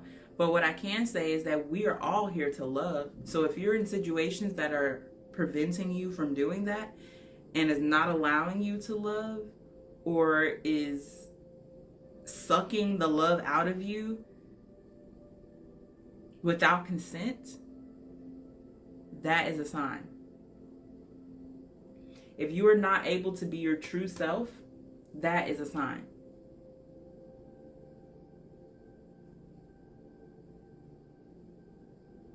if you are with someone and you have no color, no warmth, no light, and every time you're with them, you're thinking of changes and transitions, right? How to move, and not in a positive way, but literally just how to get out of any situation beyond this, that is a sign.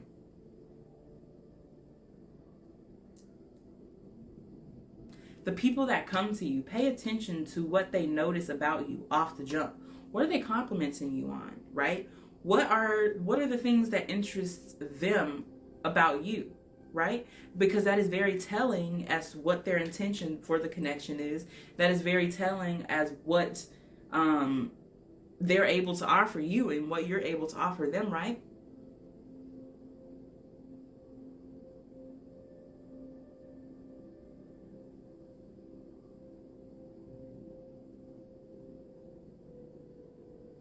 But what I want to say here with this artificial heart, and look, peaceful among thorns, this goes back into that anger and chains. If you are on a path right now where you are doing what is done to you, eventually, inevitably, you will be the very thing that started you on that path.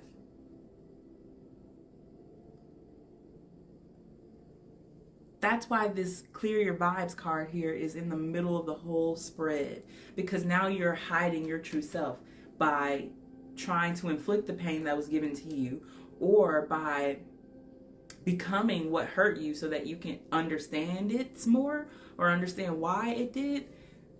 There's another way. This artificial heart, but what I was saying with this artificial heart is you are someone who is very beautiful, right? You have a lot of beauty, a lot of what's the word, like if right now is not your time, if you are not hot shit right now, you're ahead of your time, beauty wise. This nation clearly hasn't tapped into what you have to offer yet. But with that being said, the trials that you go through right now are not really for this present moment. You think so because of how it's affecting you, but truly it's for the future, where we're going after this,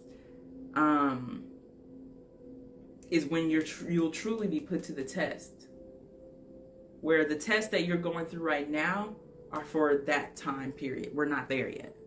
And so that's again this call of why they're telling you to come back into you, because when you get there, it's going to be even harder to find your true self, because it's going to be a confusion, just straight confusion is what I'm hearing. So they're trying to get you to understand you right now.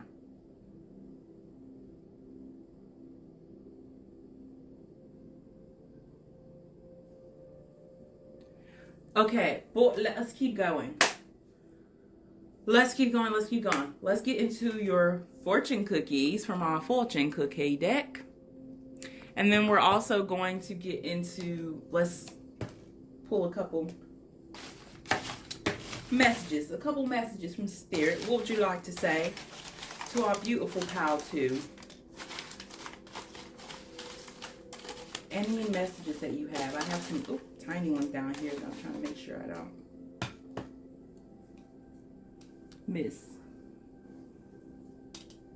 Okay. Let's get all days in the middle.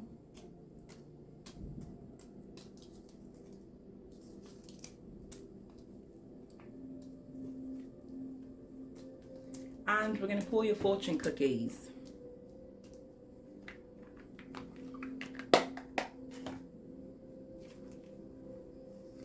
Okay, Spirit, group two.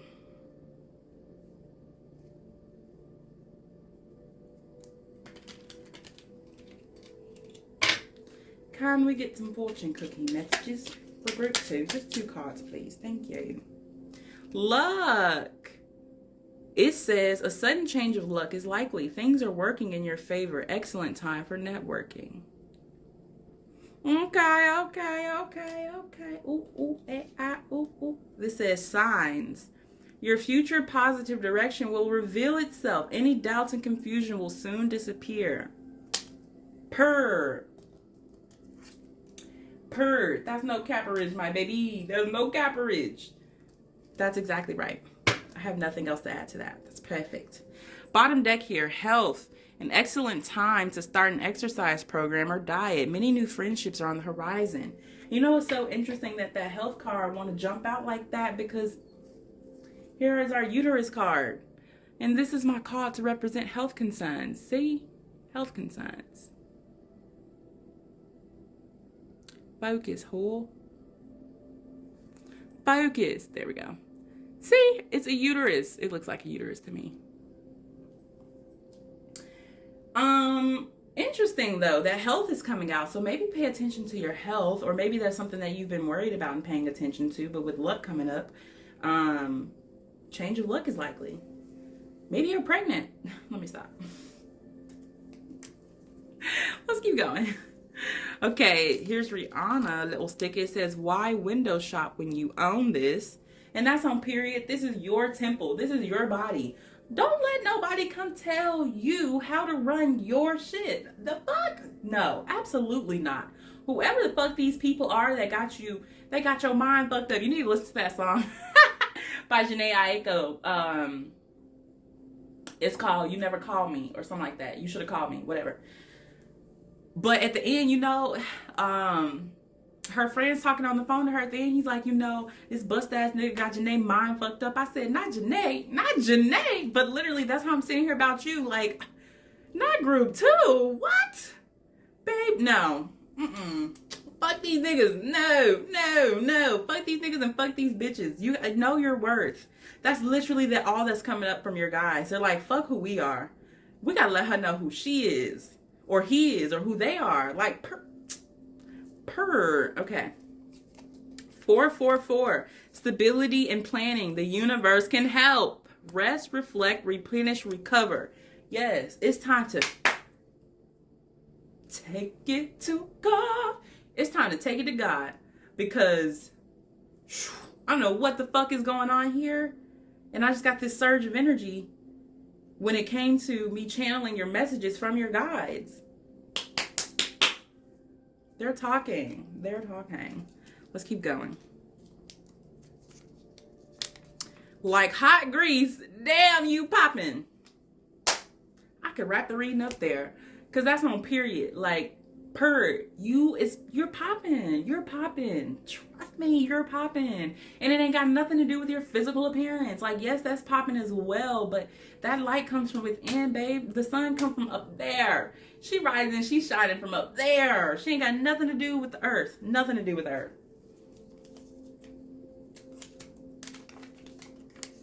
Keep going. Do it. Don't worry. All will be well. Yes. Like I said, if you are like, Spirit, who the fuck is Spirit? Who am I talking to? You just want me to stand here and talk to the clouds? Literally. Yes, literally. That is how you start. You will never know if you don't start. And you got to start somewhere. So whether that's on your knees or on your hands, you know, however you throw it back for the universe. Okay? They're trying to talk to you. This says, shine your lights. Ye are the light of the world. A city that is set on a hill cannot be hid. I'm put that over the sun card, because that's definitely what they're trying to tell you there with the sun. I'm sorry, guys. I know it's getting darker because it's raining now. I don't know if you can tell, but yeah, it's raining. But anyways, yeah. You are light, the light of the world. A city that is on a hill cannot be hid. It cannot be hid. It cannot be hid. Stop letting these people take your fucking light. This says, blessed are the peacemakers, for they shall be called the children of God. And this is going into our peaceful among thorns card, because literally what this card talks about is when everybody else is pissing you off and everyone else gets to just go off the handle and, you know, do whatever they want, be their own personal karma, you have to be the one that's peaceful among thorns. You have to be the one who's sitting there willing to get poked to keep your peace, right? And not allow people to take you out of your peace, out of your beauty, out of your harmony, out of your stability that you so frequently to provide to other people. 444. Yes. Okay. Here's Archangel Gabriel. God's strength is what the name Gabriel represents. This is truth, clarity, boundaries, unfiltered love, spread in truth. 22:33, surrender to truth. Speech, bravery, 10 toes down, by any means necessary, passion, perseverance, surrender to truth, balance. Okay, this is my Archangel Gabriel card. So Gabriel definitely wanted to come through, show her face. Gabriel, why it says God's strength. For me, Gabriel is like his voice, right? We get a lot of our strength in our voices, right? That's why we're so frequently called to speak our truth. Why? Because there is power in truth, but power in the word, power in the tongue, okay? Speak your truth. If it's these busters who, whoever got your mind fucked up, speak your truth to them. If it's spirit, who you like, girl, you got me fucked up sending these people my way. I don't know who you think I am, but I can't do it. I'm not the one. Speak your truth. Whatever your truth is, it is time to speak it, because bottling it up, it ain't helping nobody. Expansion, contraction, repeat. Okay, this talks about cycles for me. The cycles of life. We will always either be expanding or contracting or repeating, okay? It's expansion, contraction, expansion, contraction, expansion, contract. That is literally our lives, and that is how it always will be, and it should be, right? How else is evolution supposed to go? That's why they say growth is not linear. It doesn't work that way, right? It's always like this, right? The things that are going through are like it's a mix of things. A bunch of crazy shit going on, right? Expansion, contraction, repeats. Do not expect that this is the last time you'll ever have to deal with this kind of person, or that this is the last time that this test will ever be presented to you, because we'll always be expanding and we'll always be contracting, whether it's this exact scenario or it's like a scenario 10 years in the future, but just a deeper version of this. We'll always be expanding and contracting. But then we also need time to repeat, right? Repeats on that card too. It's not just expansion and contraction. There's repeat. We need limbo sometimes to be able to start the process again.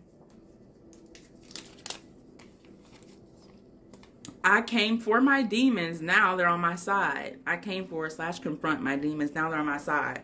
The song called Pain by Jaden, Shadow Work in the Moon. I'm definitely feeling some strong shadow work energy coming through here, for sure. That there needs to be time taken with your shadow self, right? Sometimes we get so deep into the shadow that we forget the light. Sometimes we get so far into the light that we forget the shadow, but they are both necessary. Right? The 22, the balance was coming through. They're both necessary. So right now, learn to appreciate your darkness so that you can understand your light more, and vice versa. Understand your light more so you can learn how to appreciate the darkness. Because they all make you you. And you are a being of love. You are perfectly made, perfectly imperfect, okay? And you are beautiful. Your beauty is within and without. Inside and outside is what I mean when I say that. So you have to learn to love all parts of yourself. This is a wonderful time in your life to look inward for answers. I literally cannot make this shit up, friends. I can't make it up. It literally says that right here. Literally says that. Yes, look inward for your answers. And this is Welcome to Mars. I'm pretty sure it's my Two of Wands. Yeah, Two of Wands. A successful journey. Your mind is elsewhere. Careful planning, spiritual growth, honoring home. Honoring home and your home. Training, successful partnerships. Yes. Lots of success coming your way. Look, we have luck and signs coming out. So yes, lots of success coming your way, but your guides are encouraging you to spend time with you so that you're able to recognize those opportunities when they come. Because when it's presented to you, you'll know it's for you because you'll know you. Lastly, is our 338. I ain't seen this puppy in a while, and it says keep going. This is the second message of keep going. So whatever intention I hope you set for this reading, I really hope you were able to get it. I feel like whatever intention you set might not have been too much on your guides, or even if it was on your guides, they really wanted this to be focused and centered around you and understanding your worth and taking back your power, okay? So again, I really hope that whatever set you were able to get from this. Below, I'll probably have a song in the description for this pal. I more than likely will. I'm just debating if I'll continue channeling songs because I don't really know if y'all really care if I do them or not. So let me know if you want me to keep you know, channeling the songs for in the description. But like I said, your song will be in the description. And I really hope I get to see you in another PAL, or I get to see you in another reading group too. Bye. Group 3, hi, welcome to your reading. As you know, today we're going to be getting into who your guides are. To start, let's take a moment to pause so that we can set our intention for this reading. The title is Who Are Your Guides? So that's the very obvious, very clear intention. But if you would like to call upon a specific guide, if you already know who your guides are, if you have any specific questions for your guides, because in a couple of these readings, we got a lot of information. So if you have any questions for your guides, this would be the perfect time to set the intention for that. Okay, let's pause.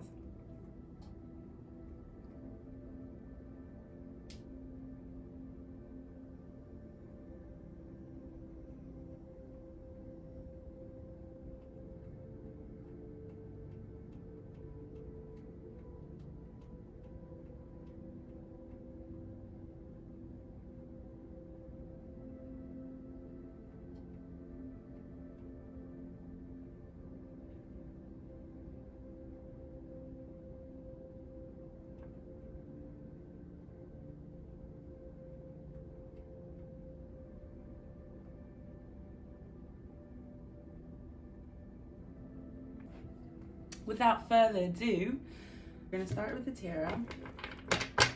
Okay, friends, what do we have for group 3?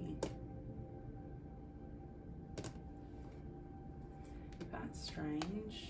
King of Cups to start. King of Cups. The Magician. Wowzers, okay. The Hermit.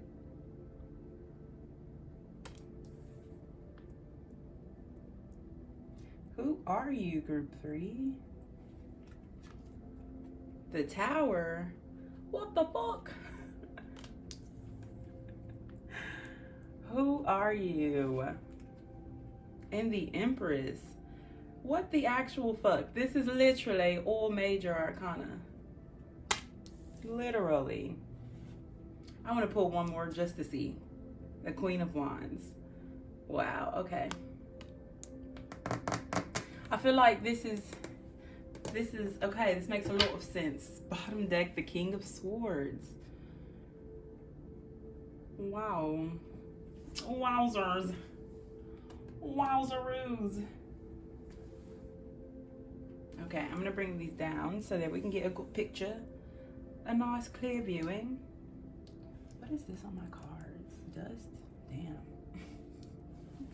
Damn, what the fuck? Okay, Queen of Wands. So, this is the top result. Oh, not my phone going off. I ain't asked you nothing. I ain't asked you Nathan. Okay. But what I was saying was, it looks like we're prefacing this with information about you as well. So this happened in all the readings I've done so far. I mean, all the groups, pals I've done so far for this reading. We start off describing you. I guess your guides want a confirmation for you to start off there. Okay, but let's get started. So the King of Swords is Gemini energy. Could be a Gemini dealing with the Gemini. 10 of Wands and the Chariot. The King of Cups is Pisces energy. Could be a Pisces. The Magician would be Aries. But also I'm getting Aquarius from this Magician card. Strong Aquarius. The Hermit is Virgo. The Tower is Mars energy. So that's Aries again. The Empress. I didn't really have any. Oh, Venus. So Taurus and Libra for the Empress. And the Queen of Wands is Aries again. So you definitely could be an Aries. Like you might be like an Aries sun with your moon in Gemini, or a Pisces rising, or an Aquarius rising. But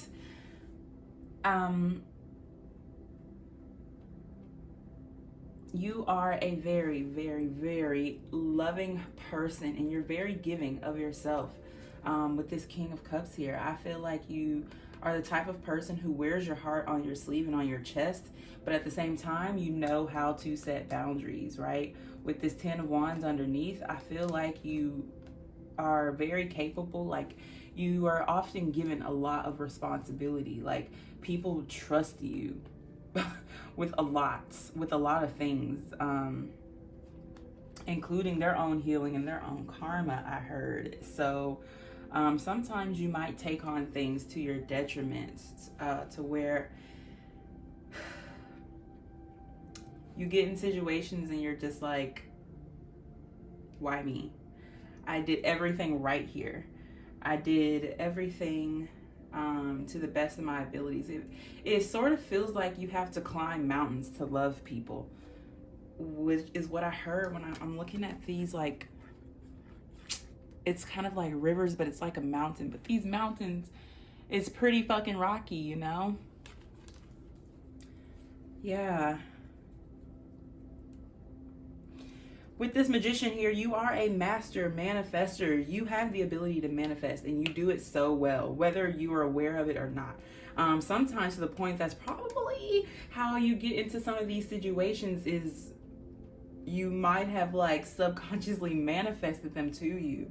All of it's for your evolution. But at the same time, you have this gift that I'm not sure you know how to wield it too well yet. I get the feeling that you're new in this, but with this Aquarius energy, that's humanitarian. Whatever it is, you want to serve, okay? You want to be a mirror for others and for the universe, right? You kind of, it's almost like you want the universe to reflect lessons off of you so that others may heal and come to their Empress energy by going through their Tower moments. With this Queen of Wands here, I get that you're like a fucking warrior, but you're a warrior for justice. That makes sense with the Libra energy that was coming up with this Venus card here. But you're like a warrior for justice. You hate seeing people mistreated or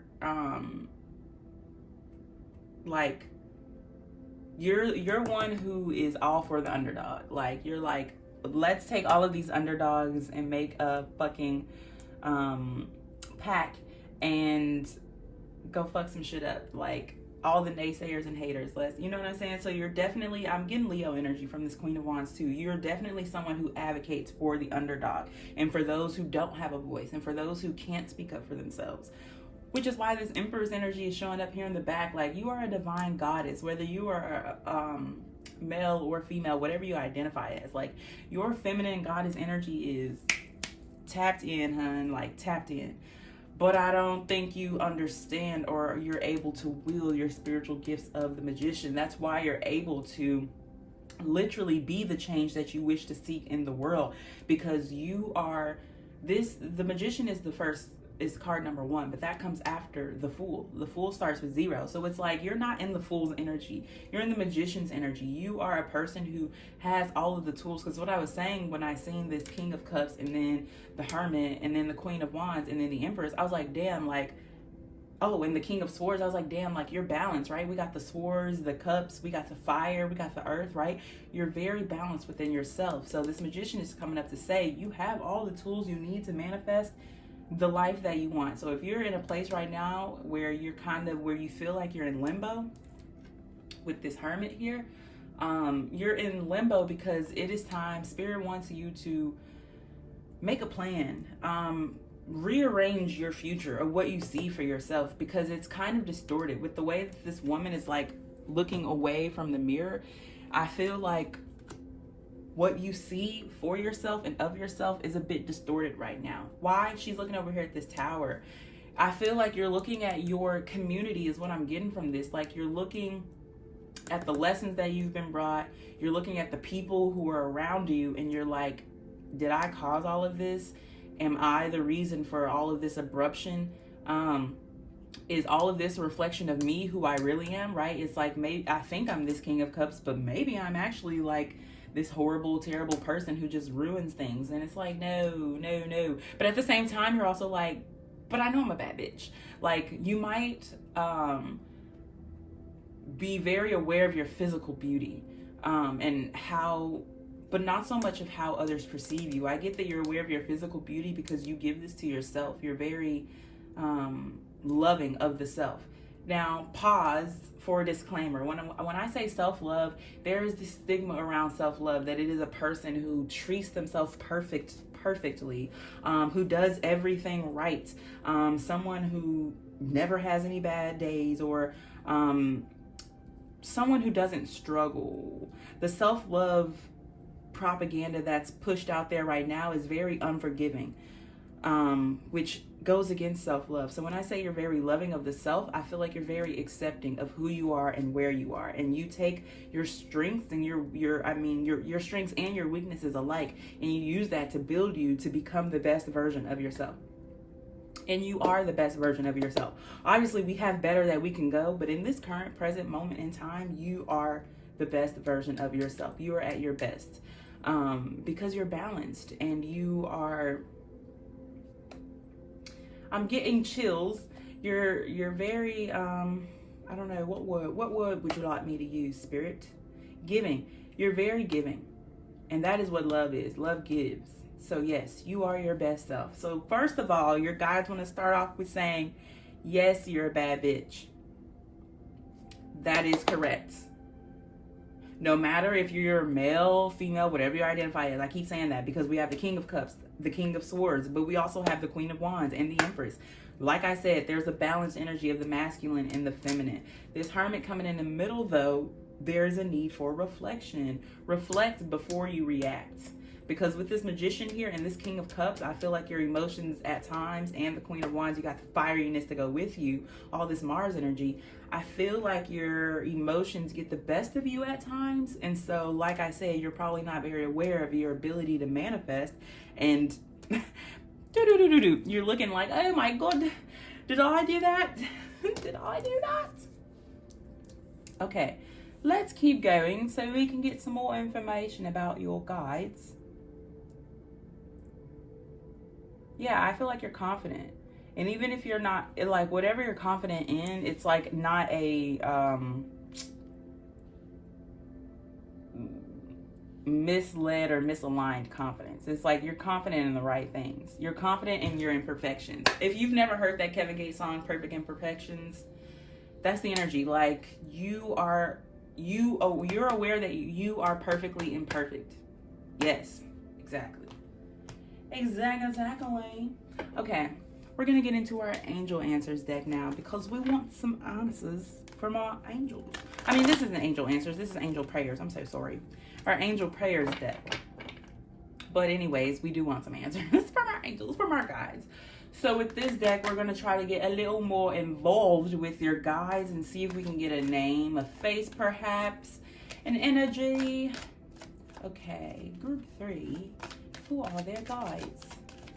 I'm feeling called to shuffle with my left hand. So that's what we're gonna do.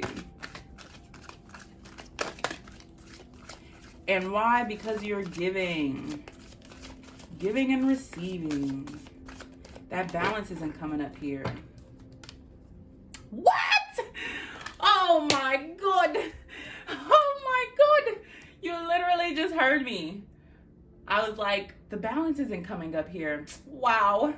Okay, it says, thank you, angels, for bringing my life into balance. They're saying we are the fucking balance. And that's on period. That's on period. Oh, I love this. Okay.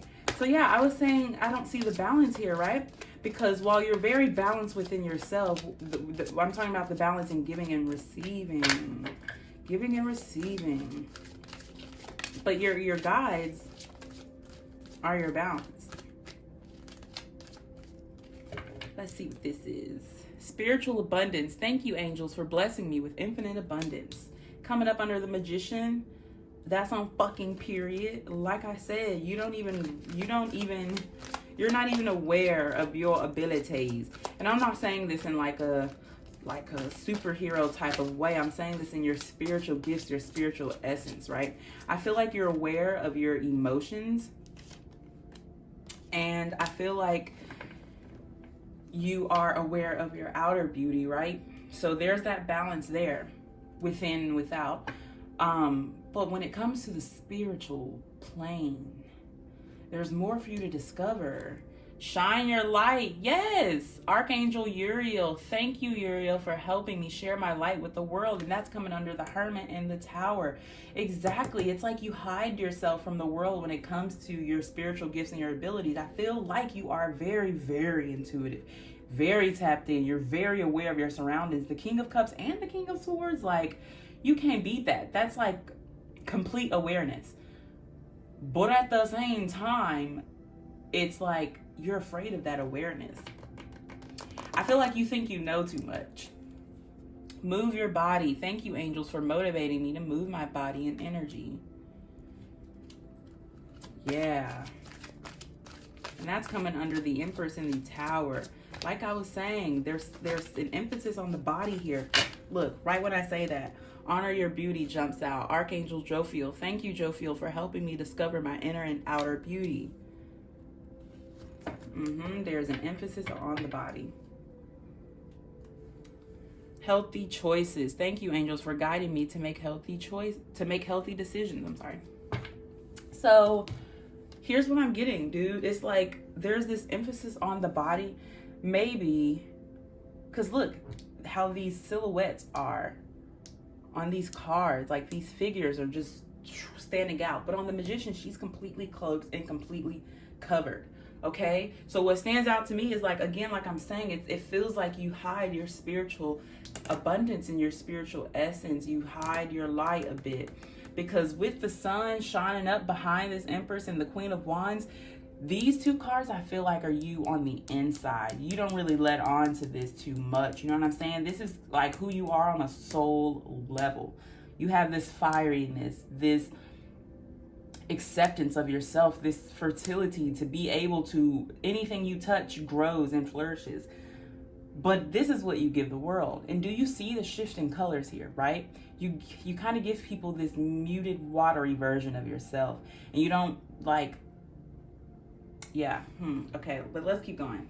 I'm going to keep going. I'm going to keep going. I'm going to keep going. I'm going to keep going. So who are your guides? We have the Balance here, and the Chariot was coming out right here, and that talks about balance. Is this the Queen of Cups? I fucking knew it. Queen of Cups and the Ace of Cups. And so yeah, the Chariot talks about balance as well. But there's a specific guide. Let me hold on.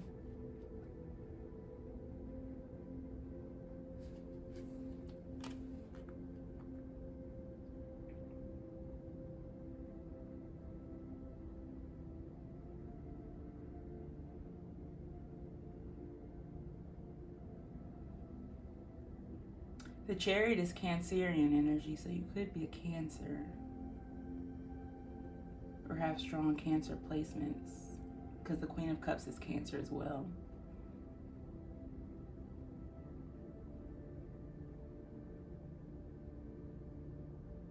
Raphael, that's who it is. I was like, there's a name and it's at the tip of my fucking tongue, but I cannot get it. Is Raphael.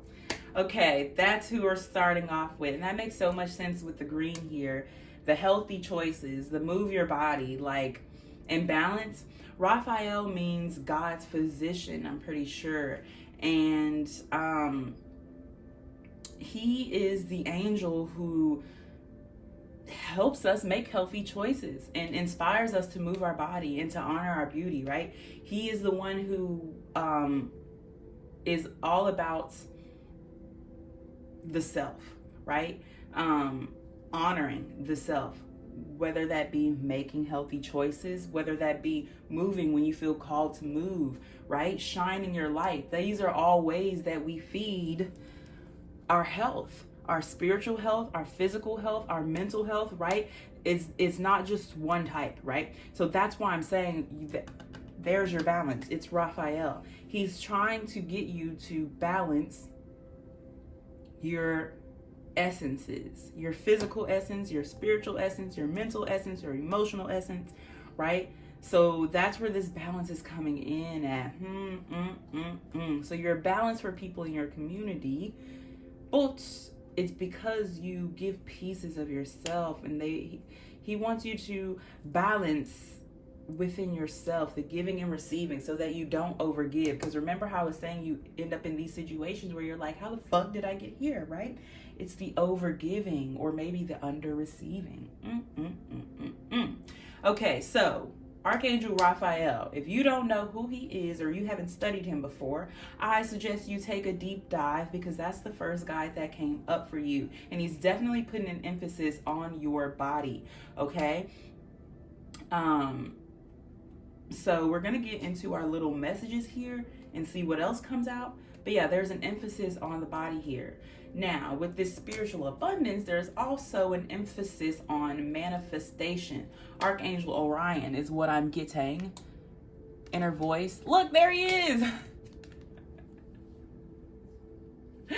Here's our friend, the divine physician, Archangel Raphael. Thank you, Raphael, for shining your divine light upon my healthy body.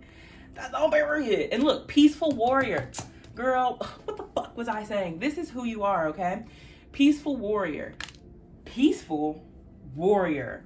There's the balance. It's both, right? It's like you have this warrior energy, but you don't have to be angry.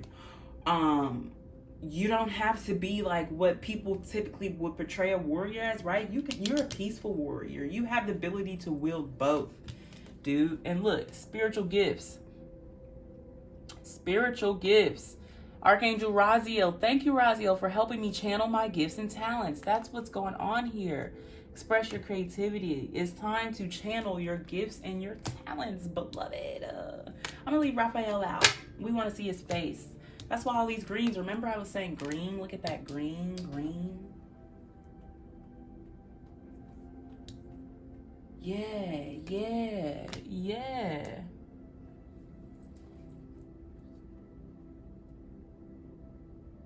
Okay, spiritual abundance. So what I was saying is,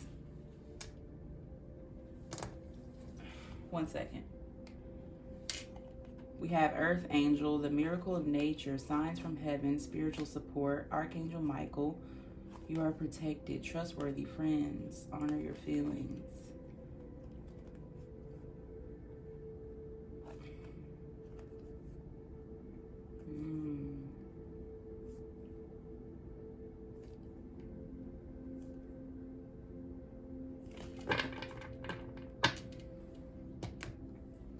But yeah, Archangel Orion, manifesting miracles. If you've never tried scripting, I've heard of. I see, when I give these labels, these are just terms, okay? Remember, disclaimer, these are terms that people use to explain phenomenons in the spiritual realm. So these are just terms, but you go look it up on your own and figure out what it is on your own, okay? But I'm saying these terms, so like scripting, which when it all boils down to it is pretty much kind of like the same as journaling, which is what I've taken from it. You know, somebody else might be like, no, it's not the same, but in my head, it's pretty much the same, because I feel like when you journal, whether you know it or not, it is a form of manifestation.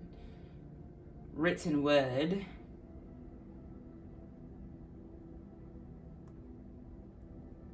Maybe if you're a writer and you like writing, this is a call to express your creativity.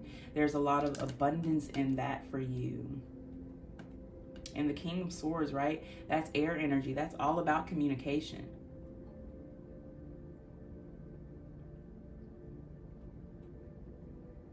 But spiritual abundance, what I get from this card, and we did have spiritual support under there.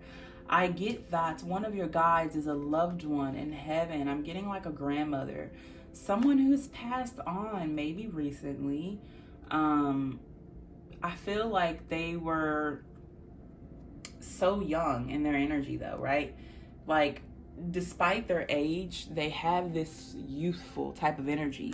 Whether they were like in their 70s and they dressed like a 30-year-old, whether they were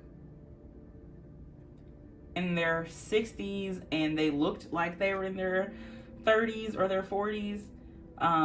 Yeah, I'm getting this youthfulness.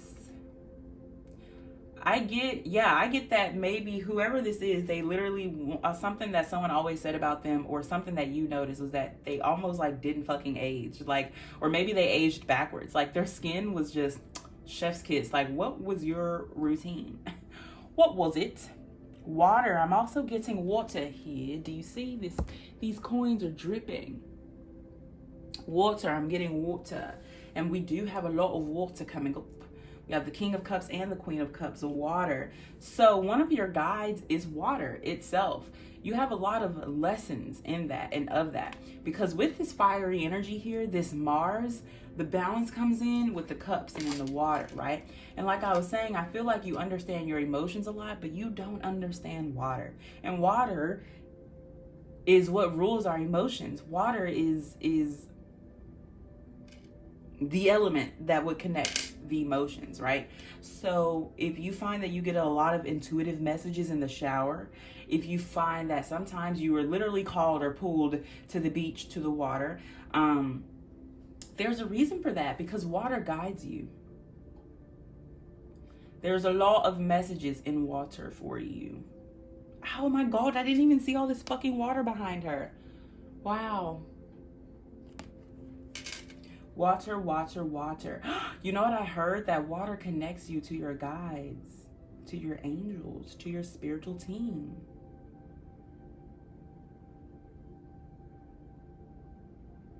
Lashes. That's something that stands out too. Maybe you wear super long lashes, or you just have really long lashes.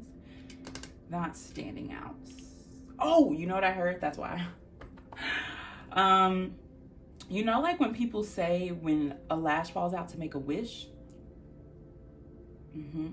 Your guides want you to start doing that. Start wishing on your fucking lashes. And I don't know, for some reason with that I get 111. Trust your intuition. You might be seeing repeating numbers. You might see 111 a lot. 111. When you see that, those are your guides communicating with you. They're channeling something to you when you see 111. There's a message there. So pay attention to your surroundings when you see 111. But yeah, make a wish. Like, you're able to wish something and it happens, literally. Your guides want to make you aware of this, because you're seeing the results, but you're not really understanding where it's coming from. Okay, shine your light. Archangel Uriel. Thank you, Uriel, for helping me to share my light with the world. It's time to share your fucking light, okay? Whether that's starting a YouTube channel, writing that book, making that outfit and selling it, getting on Etsy, whatever it may be. I'm not getting really strong social media vibes from this. I'm sorry. I'm getting more so of it. It's on some other kind of platform. I know YouTube would be considered like social media, but I'm not getting like Instagram, Facebook, Twitter. Actually, I'm getting that you should stay away from that, because that, I literally visually see it as like social media as being this room that boxes you in and has you in confusion. Now, the Hermit is typically not that energy. The Hermit talks about going within, but I'm getting that social media forces you to go within, but within to a dark place, right? Like, you are unable to see the light at the end of the tunnel. Like, she's literally looking away from the light, right? From the mirror, but focusing on the problems, the things that you don't have, the abruptions in your life, the changes that are coming, right? Instead of your spiritual abundance, your ability to manifest and wield whatever you want into this lifetime. But like I was saying, shine your light. There are people out there. Remember how I said you rally up the underdogs? How do you get them? You have to put yourself out there so that your people can find you, so that your tribe can find you, so that you can lead like you are meant to. Look at all these singular energies. You're a leader, babe, a whole leader. A whole leader. Don't even know it yet. A whole leader and don't even know it. Shine your light. Put yourself out there. Whatever you are thinking about right now that you've been like, oh, but that's so scary, or like, oh, but that's so much work, I don't know how to do it, I don't know how to start, it takes so long. Like, do it, okay? And then you're co-creators with the universe. If you do your part, they'll do their part. whether that be the time, whether that be the money to go with doing it, right? The sources or whatever you need. But you have all the tools, but you know what I'm saying? You're co-creator, so you have to work with them, but you have to start for them to be able to help you. Move your body. Thank you, angels, for motivating me to move my body and energy. What I got when I just seen this was, maybe you want to be like a personal trainer, or you want to be someone who like tries to teach people about their body. Oh, with Archangel Raphael being the divine physician, bitch, you might even be like a what do they call that? Like a sports administrator or something. You might have even fucking went to school for that, literally. Like, there is a focus on the body here. And that might be your gifts, right? That you are able to break down the body in a way that is understandable and relatable. And you're able to teach people the importance of the body and of loving the body and of honoring your beauty, right? Within and without, inside of yourself and outside of yourself. So yes, you might be someone who, I keep hearing sports administrator, but you might be someone who is in that field, right? Of exercise, of health. You might even want to be like a dietitian or something. But we're getting that here. So that is a guide for you, right? Moving your body, listening to your body, paying attention to your body, the signs that your body sends you. The Tower coming up next to the Empress. Y'all got a lot of power. Y'all have a lot of purpose, a lot of power and a lot of purpose. But we need the perseverance. We need the perseverance. And the Queen of Wands has that. Well, let me stop lying. Because the fiery energy, as quick as the fire starts, as quick as it can go out, right? But she has the ability, when she is balanced within herself, to persevere at all costs, okay?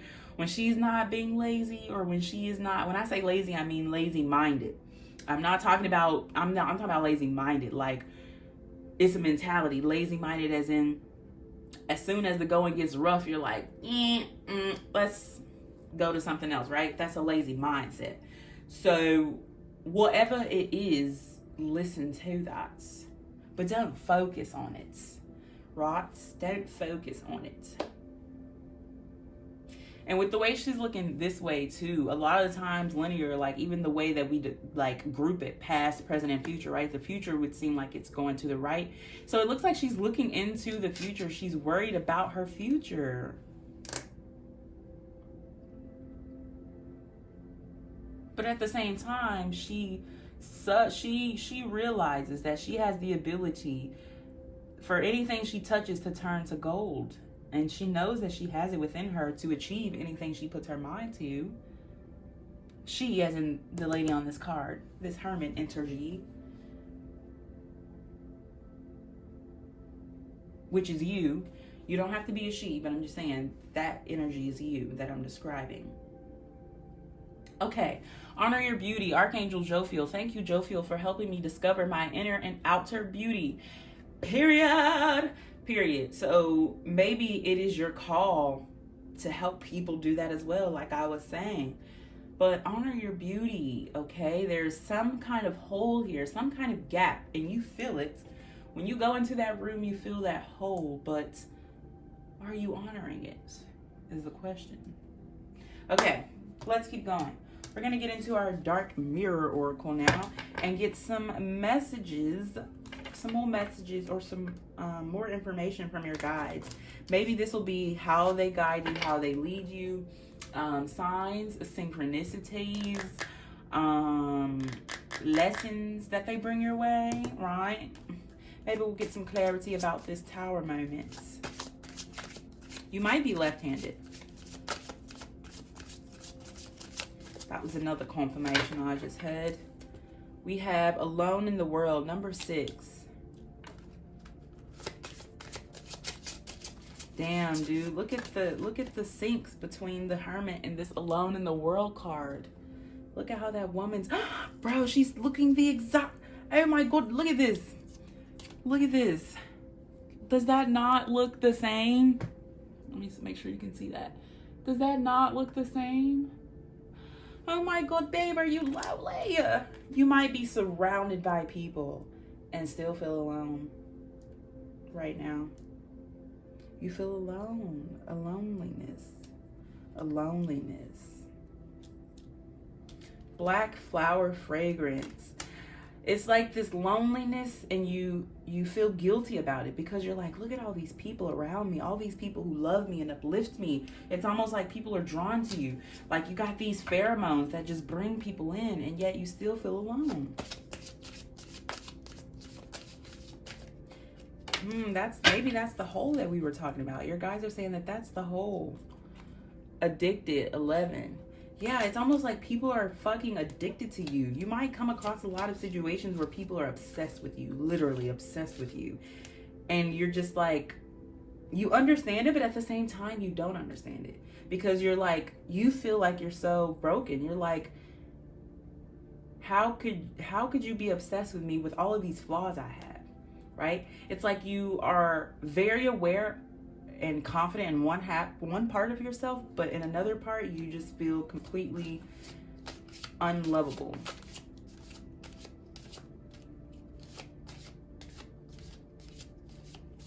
Maybe what this addiction is you're addicted to overgiving yourself of people, right? To compensate whatever this lack is that you feel within yourself. You're like, well, maybe if I put my all into this and be the most loving person that I could be, these people won't want to leave. Maybe people leave you, or maybe you're like, they'll finally see who I truly am.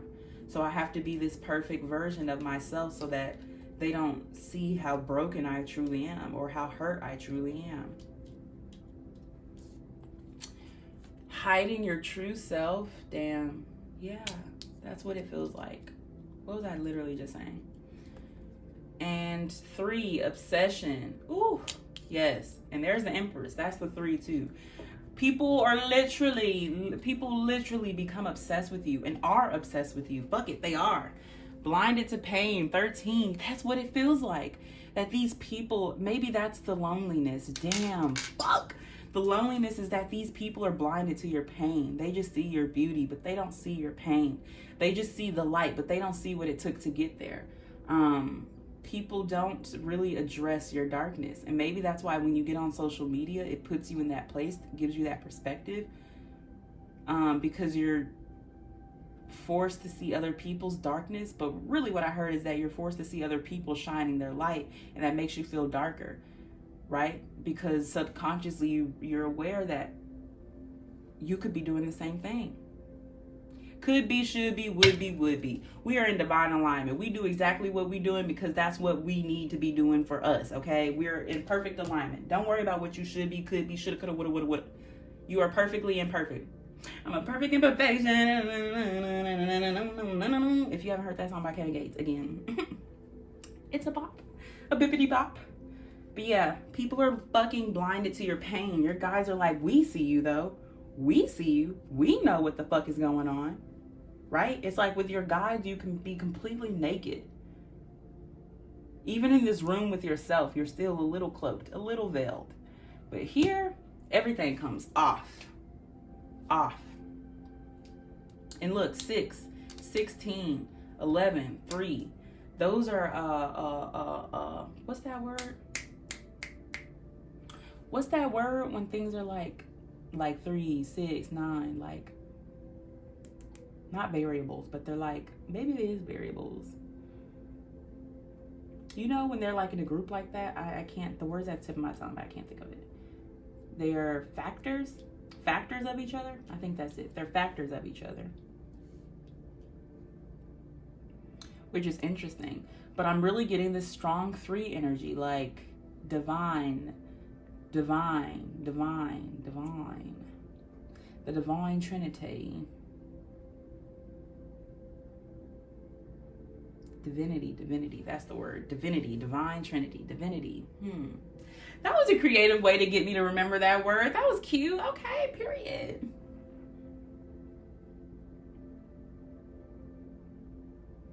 And then hiding your true self, coming under move your body, and the Empress. Like, maybe you're someone who you like dress baggy, right? To hide your body. Not because you like dressing baggy, but simply just to hide your body. Because you don't like how people are obsessed with your figure, right? Maybe if you're a person who has long, beautiful hair, you hide it a lot and you wear it up because you don't like people. I get that you get pretty privilege, or you're like an attractive person and you people treat you like that, and you don't like that because you see how people who aren't like socially or socially attractive, like what the society standards of attractive or beauty is, right? And you see how they're treated and you're like, it's not fair that I get treated better or I get treated different because you think I'm attractive, when really you don't even know me. I could be the worst person inside. And your guys fucking love that about you. They love that about you. You are very humble. You have a lot of, no, don't get me wrong. Humble is a scam, okay? I'm not saying you're humble, like, oh, like, you don't know your worth. In a little bit, you don't. Some part of you don't know your worth in. But it's like, you have a lot of humility in yourself because it's like you're aware that the only reason you have that, whatever this is, whether it's the beauty or whatever this is because it's a gift from God, right? Like you know you're a gift. Maybe that's why you're in this box. Oh, bars. Yeah, you know you're a gift, but sometimes it feels burdensome because there's so many expectations placed on you because you're a gift. People expect gifts to be good. They expect them to be perfect, or you know what I'm saying. So. But with this obsession, like, it's time to become obsessed with yourself. Look how she's, it's almost like I get the feeling that she's looking on social media, like she's online, she's like obsessed with versions of herself, but it's time to become obsessed with yourself. Like, turn this into a mirror. Look in the mirror. Look forward. Become obsessed with yourself. You're always trying to understand why people are obsessed with you, but you're not quite getting it. But it's because it's time, you're looking outward for the answer. It's time to look inward for the answer. That's what the hermit in. Look within for your answers. Okay, let's keep going. We're gonna get messages now from your guides. Let's give this a little twirly whirly.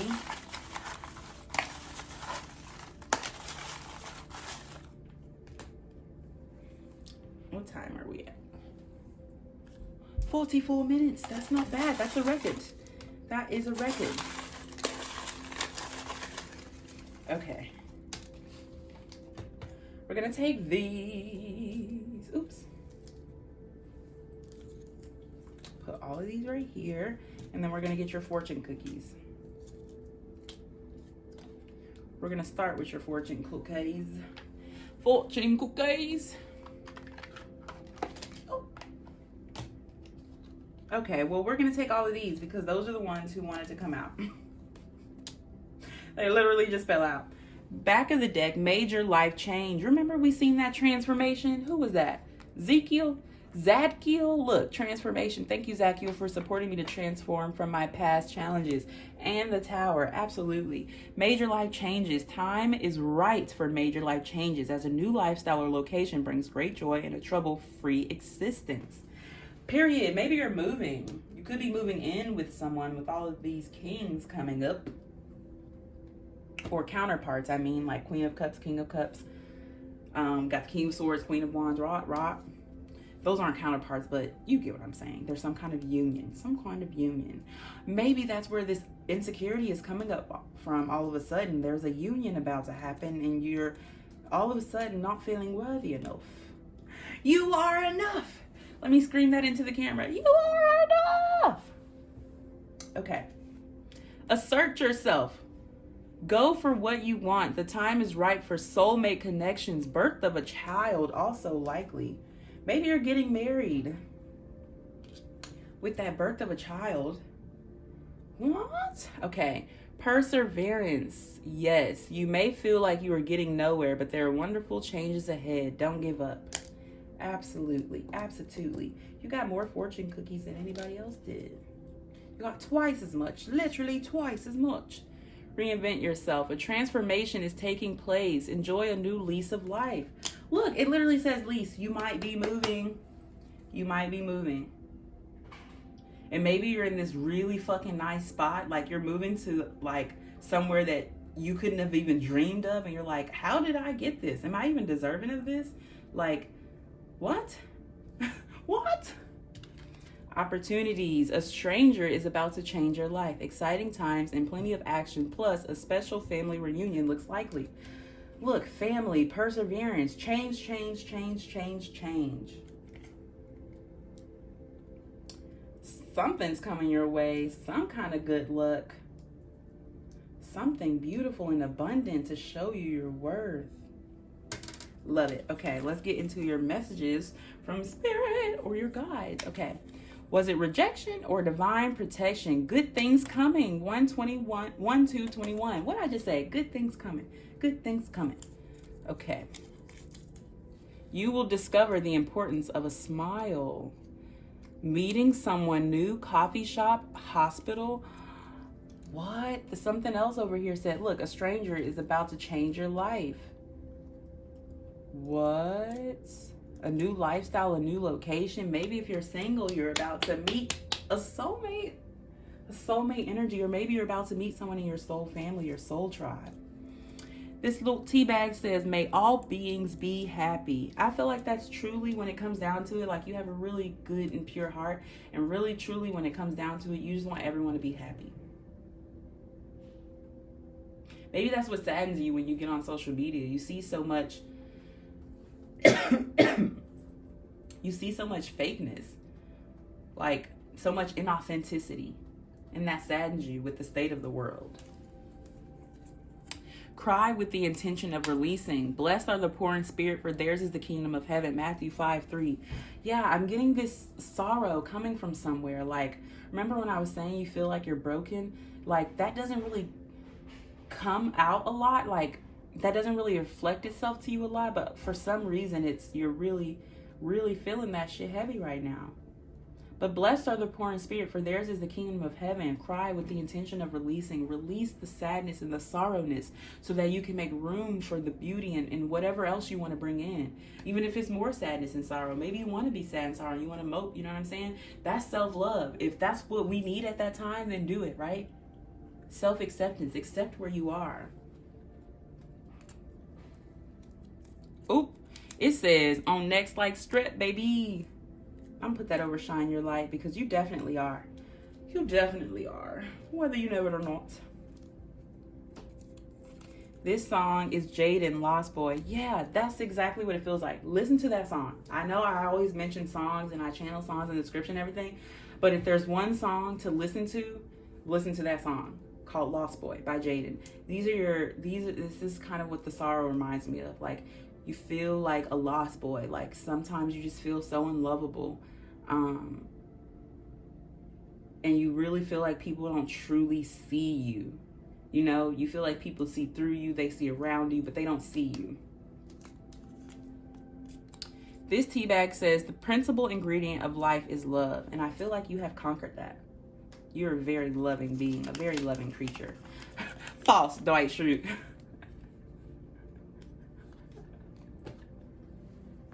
Your guys are like, yeah, you're loving. Yeah, you're loving. But what about to yourself? What about that self-love? False. We ain't... Literally as I say that, they say, we ain't sending shots. We launching missiles. Speak your truth. This is a song by Travis Scott in the end. When this comes up, it's like... it feels like them. It's literally, they're like, we're not sending shots, we launching missiles. We said what we said. We not sugarcoating it. We said what we said. 777, patience, perseverance, illusions, and deceit. Look, 16, that comes up to 7. Patience, perseverance, illusions, and deceit. Perseverance.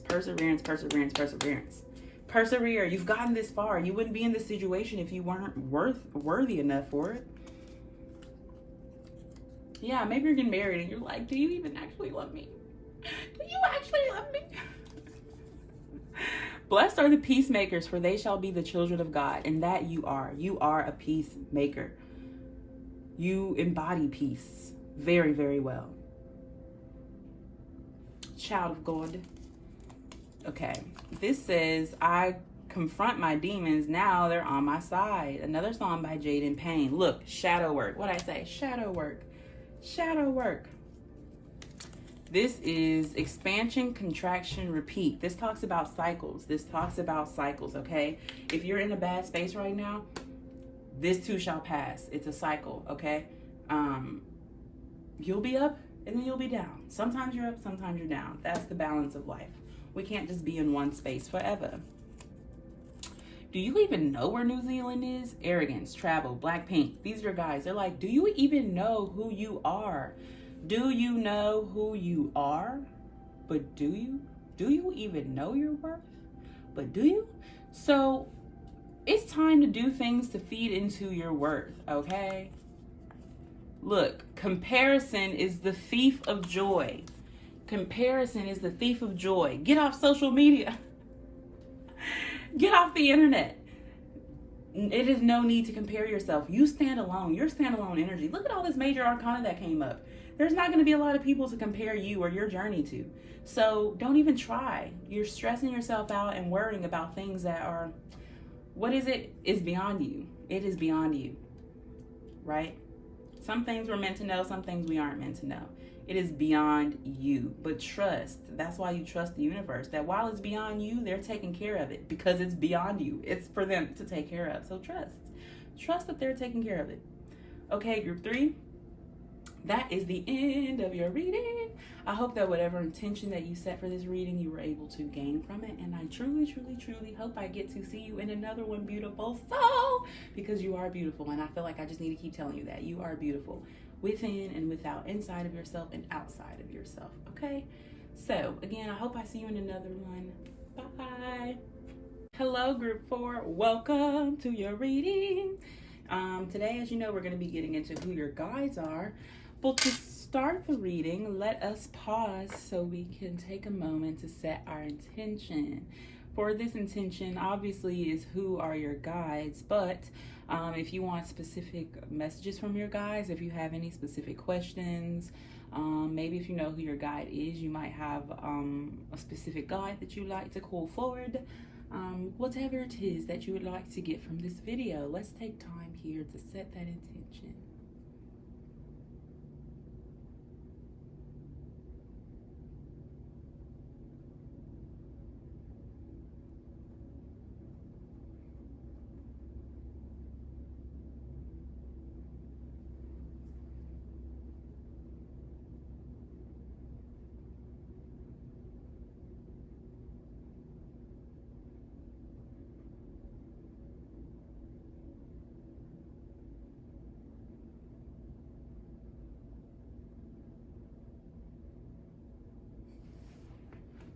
Okay, group 2, here we are. My left hand keeps itching. To start with, I noticed that we have the Seven of Pentacles at the bottom of our deck. So with that being said, I would definitely like to say that there is a call for you to be patient. 3 of Swords when we split the deck. My left hand itching, it could be time for you to give back to what? I'm not sure. I'm sure your guides will let us know, but damn, dude. Maybe you've recently gone through a situation and you didn't behave how you would have liked.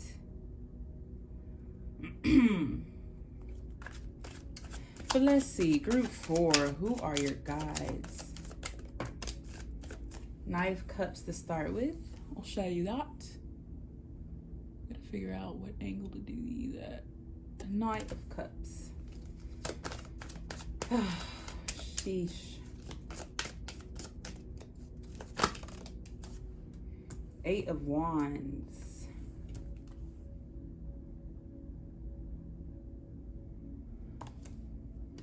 And this crossing the Knight of Cups, the Ace of Cups. Wow. Wowie, wow, wowzer. Wowie, wow, wowzers.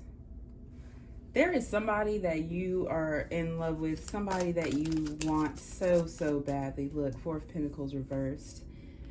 And it's like with everything in you, you just want to offer them this love and you just want to tell them.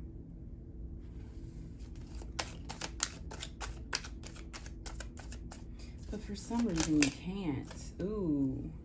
The King of Wands came out sideways. You might be going through a bit of a confidence, a self-esteem bout.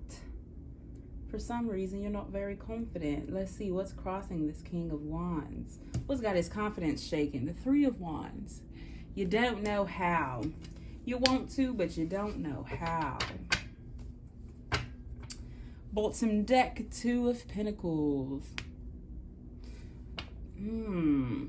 Curiouser. The Two of Pentacles. Oh, what's this? And the Ten of Swords. Sheesh. Your mind is in a jumble. But that's good, because that means there's something to be sorted out here. My English accent came in all of a sudden, and it's been doing that a lot recently. But what I heard when that happened is you could be someone with international roots. With this Sagittarius, or this King of Wands, which represents Sagittarian energy for me. And just as a card, this Knight of Cups is Scorpio, so you could be a Sagittarius or a Scorpio, or have those placements. The Ace of Cups is more water, so Cancer, Pisces, Scorpio. The Eight of Wands here, even more fire. And then the Four of Pentacles reversed. This would be all air. Look at all this fire here. The Eight of Wands, the King of Wands, the Three of Wands, the Knight of Cups, the Eight of Cups, the Two of Pentacles, the Four of Pentacles. There's a lot of balance here, a lot of mirroring I get. It feels like mirroring within yourself, though. Curiouser and curiouser.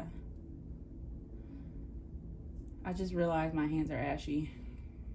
I've been washing them a lot. I just got done with dishes. That's why. Curiouser and curiouser. But this topic is, who are your guides? For some reason, they're pointing out your insecurities. Your worry. Reword that. Worry. Your worry. Your worry is feeding into your insecurities. You're so worried, dude. Why are you so concerned? Look, you're like looking over here. You feel there's this big sense of lack. Like, you feel like your cup is empty. Like, what could you possibly provide? Look at this. Can you see that? Oh, let me bring these down so you can see that.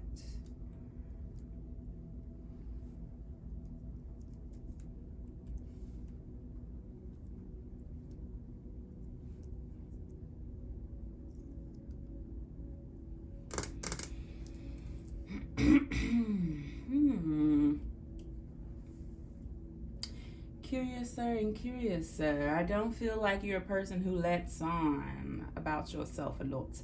I get that you're a very observational person. Look how this King of Wands is looking. Like, how can I fill this gap? How can I make more? How can this cup be overflowing so that I can give it?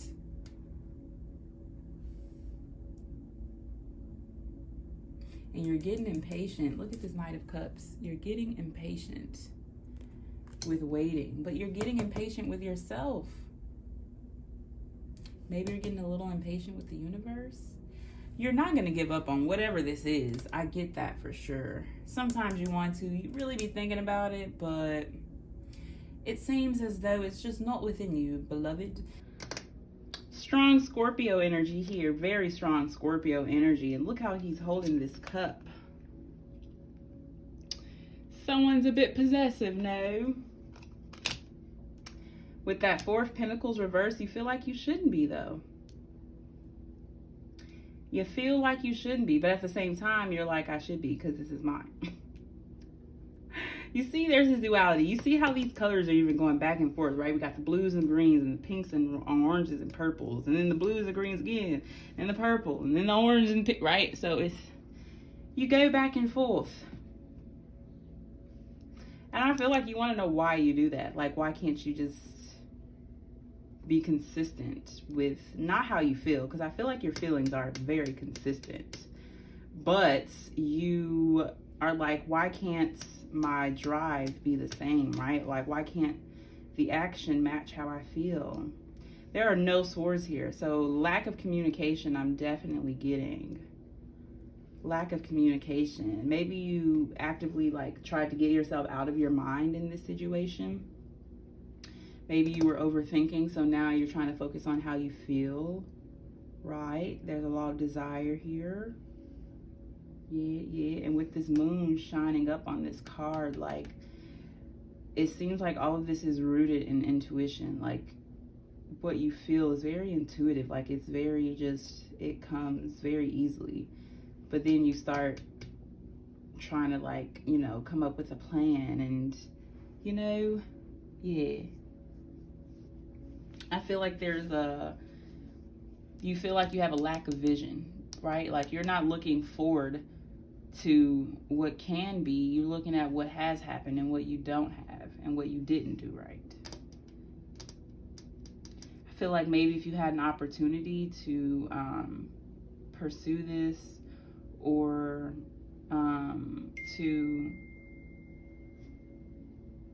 sorry, my computer's open.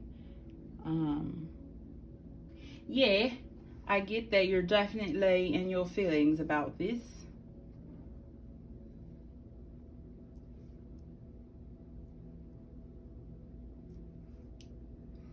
Well, you might be being a bit egotistical, right? Because it's like you have all this passion, all this drive, and you want to offer this love, but you don't feel like you're enough, but you act like...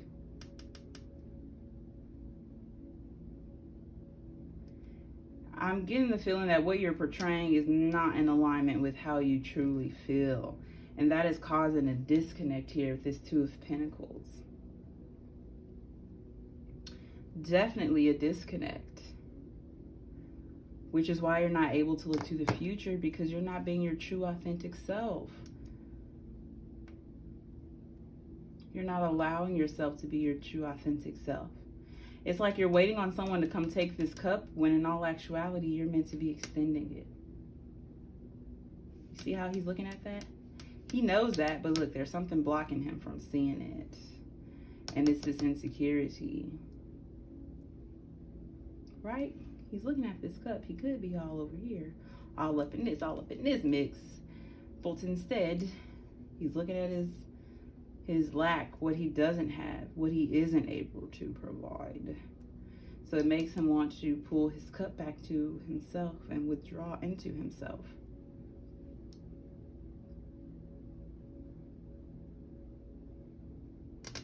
And I'm very soft-spoken with this group for some reason. You might be a sensitive soul. You might be like a sensitive person. You don't really too much like loud noises or things that are, what's the word? Things that are like disturbing. Disruptive, that's the word. But with this Three of Wands coming up here, really to clarify this King, is like your guys are trying to get you to focus on the future and what you do have, right? And how to build what it is that you want. Because look at that sun back there. I feel like that's what you're truly aiming for. Look how he's looking at this sun. But yeah, I feel like what you're truly looking towards is your happiness. And you think that this will be able to provide it. At least emotional fulfillment in some way, to quench some kind of emotional thirst. But in all actuality, you're looking to your past for happiness. You're neglecting your present and your future. You're wallowing, if you will. But wallowing is a form of self-love. Sometimes we need to wallow.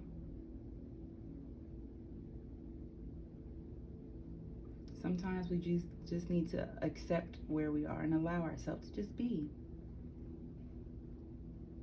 I feel like you're a master at that, at being.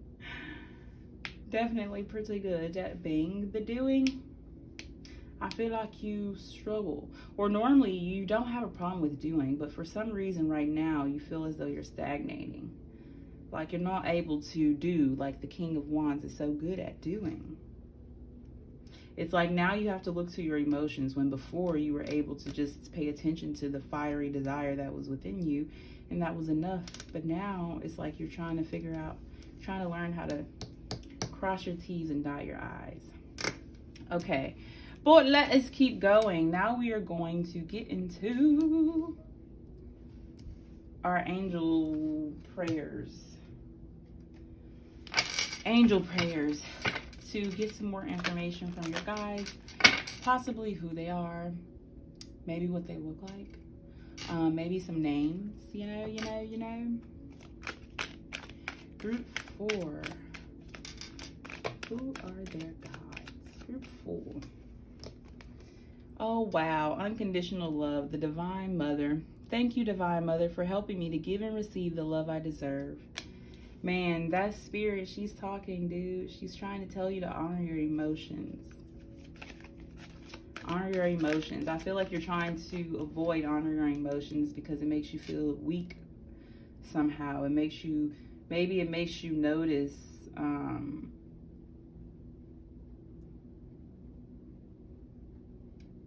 a lack somewhere. So you'd rather be in this King of Wands energy. Or maybe typically you're in the King of Wands, but for some reason, recently you've been in your Knight of Cups energy.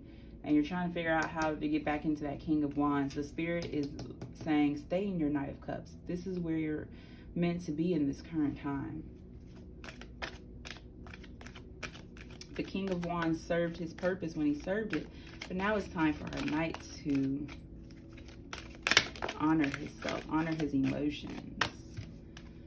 The Divine Physician, Archangel Raphael. Thank you, Raphael, for shining your divine light upon my healthy body.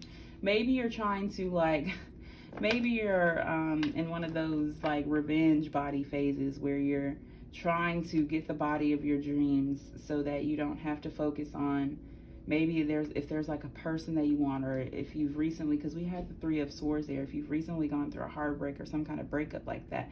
So you're trying to get out of your emotions and come into, like, you know, that fiery sense where you don't really care. Spirit saying honor your emotions. That's fine and dandy if you do that, right? That's cool.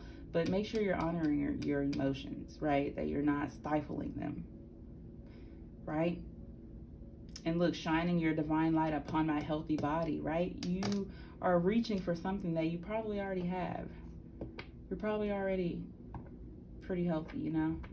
But you're like, I need to look like I'm, you know, more healthy. Maybe you have a certain look that you're trying to get. The inner voice. Thank you, angels, for guiding me through my inner voice. So maybe you experience clairaudience. And you're just now really, like, understanding it, learning about it. You are protected, Archangel Michael. Thank you, Michael, for surrounding me with your protective lights. Look at that. Man, look at these fucking forces. Sheesh. I get the feeling that you're a warrior and your guides are warriors as well. And you guys feed into each other in that way. They definitely motivate you to persevere at all costs. Remember how I was saying, whatever this is, you're not giving it up. Like, your guides definitely divinely lead that as well.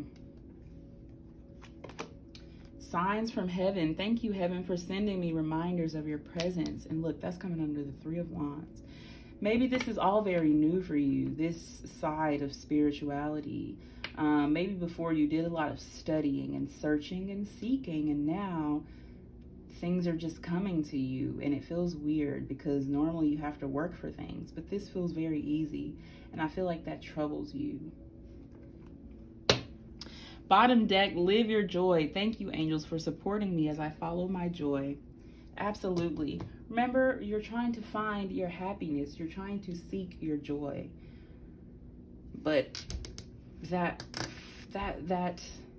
mentality of lack is blocking this ace. Because the ace gives and receives love, right? It's a divine flow. The Knight takes love, but he also offers it. You know. But here it looks like he's not. Looks like he's a little withdrawn. He's waiting.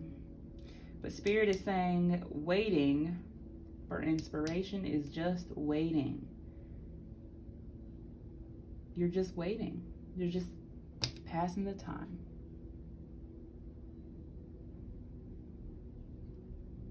With this Eight of Wands coming up next to this Knight of Cups, it's like you want to take action so bad. But your insecurities are like, no, you don't deserve this. You're not good enough for this. You don't know how to, if you got this, you wouldn't even know what to do with it, right? It's like this not feeling of not being enough. Even though you're like, I'm aware that I'm this King of Wands and I'm aware that I have a lot of love to give, but you're just not sure if it'll be enough. First, starting off with this unconditional love, that's spirit, right? She's your guide. She definitely guides you. You're definitely very intuitive, like I was saying with that moon there. You definitely get a lot of intuitive messages, a lot of intuitive nudges through your body. I forgot what that's called. I think it's like clairsentience, clear feeling, like where you get physical sensations. You might experience that, like goosebumps or chills, or I don't know, however you might experience it. Maybe the hair on your head raises, I don't know. But you might experience clairsentience, especially with the body coming up. But starting with unconditional love, this is spirit saying you have to give yourself that unconditional love, right? Unconditional acceptance, truly. Acceptance of yourself. You are perfectly imperfect. You were perfectly made. There is no mistake within you. Everything, you are who you are for a reason. Like, you didn't just, there was not some random fucking system that just slapped you together like a burger and was like, no, like you were crafted and designed. Artisan crafted. Very beautiful, very beautiful. Okay, this divine physician, Archangel Raphael. Right now in your life, if you are focusing on your body, you are very well tapping into Archangel Raphael's energy. With this green surrounding here, I'm getting a little jealous energy, especially coming from this Knight of Cups. This Four of Pentacles reversed, and this how this King of Wands is looking over here. Like, I'm getting some jealous energy.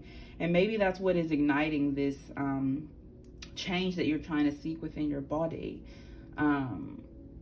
Because you might be comparing yourself to someone else.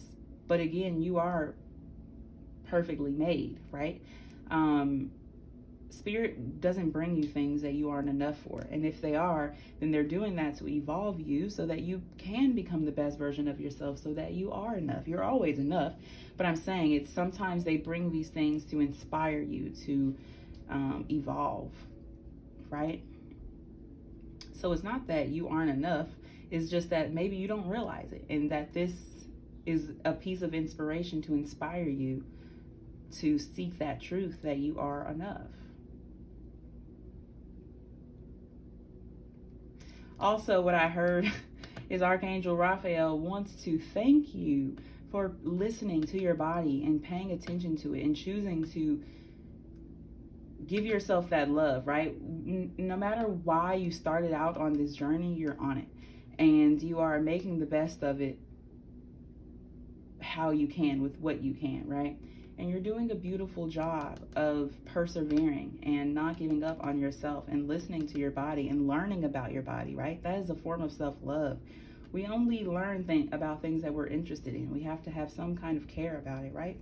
And so you're showing yourself that you care, right? You're spending this time to prove to yourself that you are worthy. And they would like to thank you for that. The Divine Mother, Archangel Raphael, and Michael, they would like to thank you. You might be a light worker. You might be someone who is called on this planet to help raise all of our consciousnesses and to be a guiding force of love in a lot of people's lives. So that's why they're calling you to honor your emotions and honor yourself, because that is your true identity, who you truly are. That is the authentic, true version of yourself. You are a being of love. You're made in love.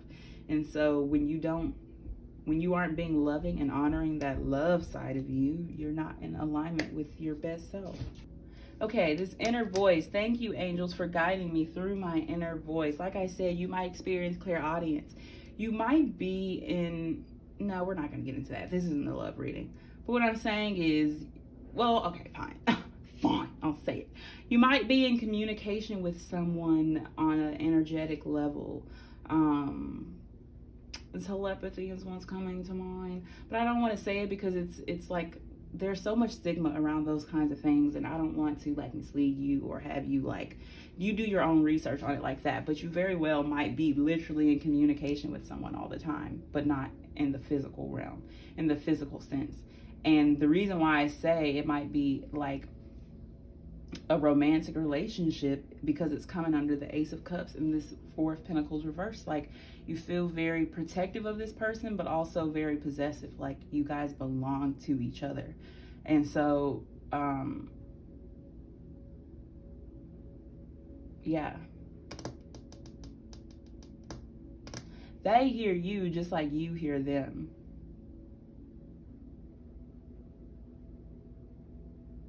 You might even be trying to actively like send messages like down that channel more, down that tunnel more. Like, before it was kind of something that just happened, but now you're like taking it into your hands and like, you know what I'm saying? It's kind of like you're finally embracing this, is what it feels like. The spiritual essence of it, like the spiritual nature of whatever this is. You're finally trying to learn about it and understand it, and not even understand it. Before you were like trying to understand it, but from a pessimistic point of view. Now it's like you're allowing. You're in more of a yin energy where you are receiving. You're like, okay, I will allow this to happen. I will stop fighting it.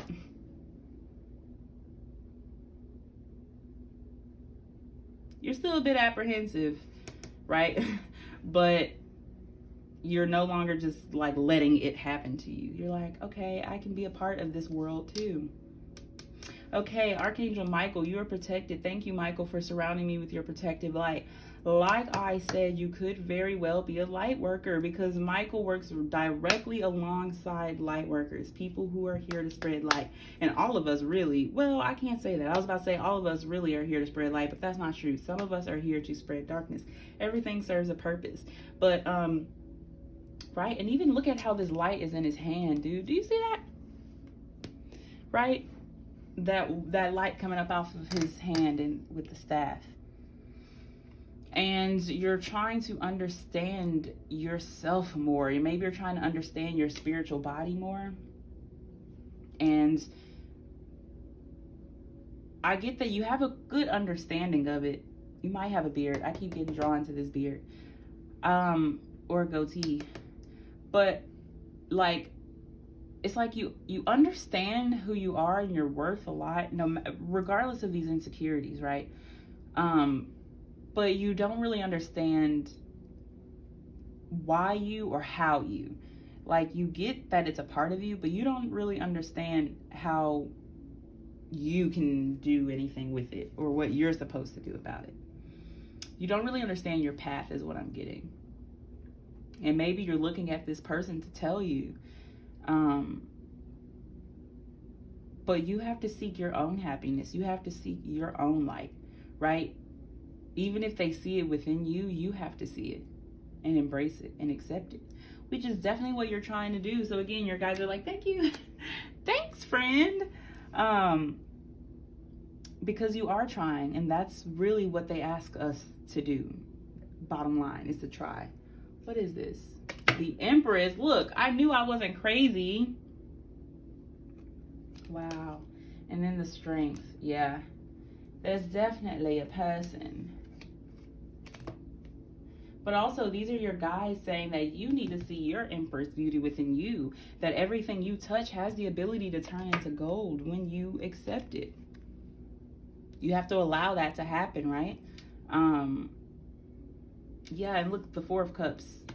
You're like wishing and praying. You're like, God, give me the strength to be able to get through this. Give me the will to be able to feel like I'm enough. Give me the courage to pursue this, right?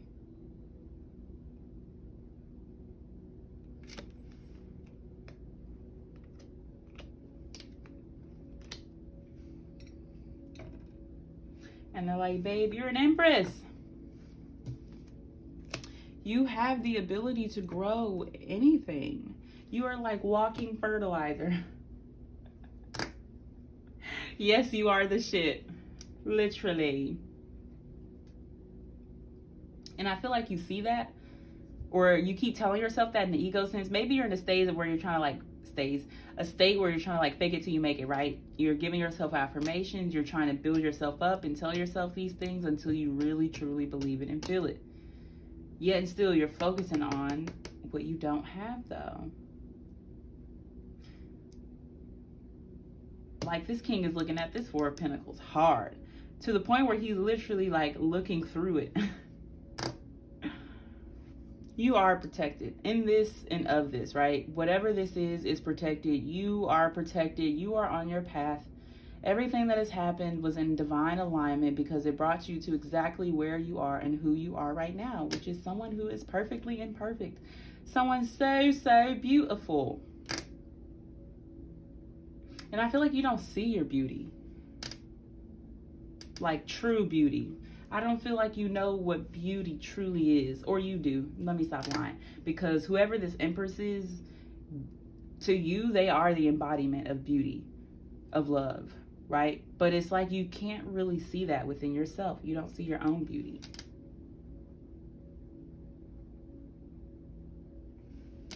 But signs from heaven, your guides never miss an opportunity to tell you or provide you with an opportunity to confirm that. Thank you, heaven, for sending me reminders of your presence. They might literally be fucking haunting you with confirmations of your worth. Literally. And for some reason, that makes you focus more on what you don't have. It's like the more they show you what you do have, the more you focus on what you don't have. So they're saying, live your joy. Thank you, angels, for supporting me as I follow my joy. You got some very strong fucking guides here. And I don't get that your guides are very playful. They're not. They joke.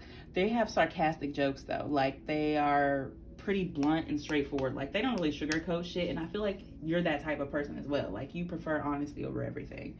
And so they're like that. Like, they don't waste time cutting shit up to make it more pleasing. It is what it is.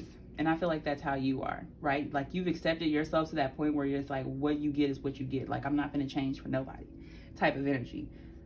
But at the same time, you have your own insecurities that a lot of people don't see. A lot of people aren't led on to this. Maybe you use your, because I feel like you're emotionally mature. But in this situation, it makes you feel like a knight rather than a king, emotion-wise. I feel like it's all just very new for you. I feel like whatever this is showing you a lot about you, which brings up these insecurities. Okay, let us keep going. Now we're going to get into our dark mirror deck to see how your guides guide you. Maybe signs, synchronicity, lessons that they bring your way. Yeah, because I keep feeling like I said, they're bringing you things to show you you. But you focus on it in a without mindset, like lack.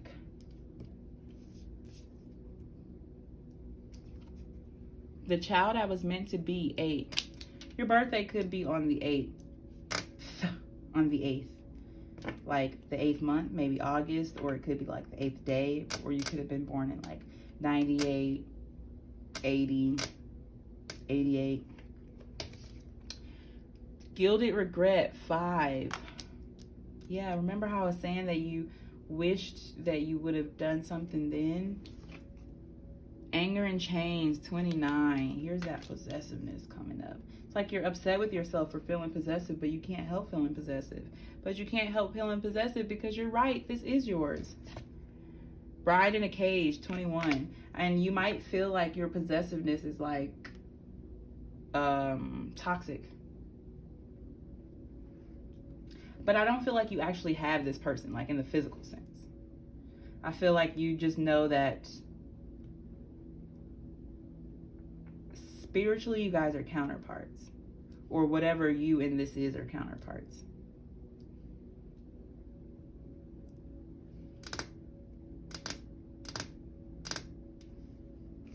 One more card, please.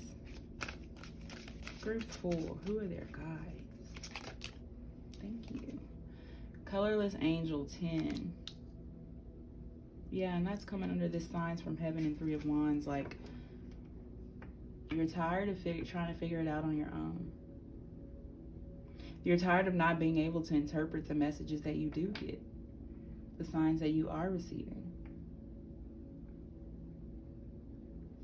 Bottom deck, Addicted, 11. There's our Devil energy. So you could be a Capricorn or have strong Capricorn placements.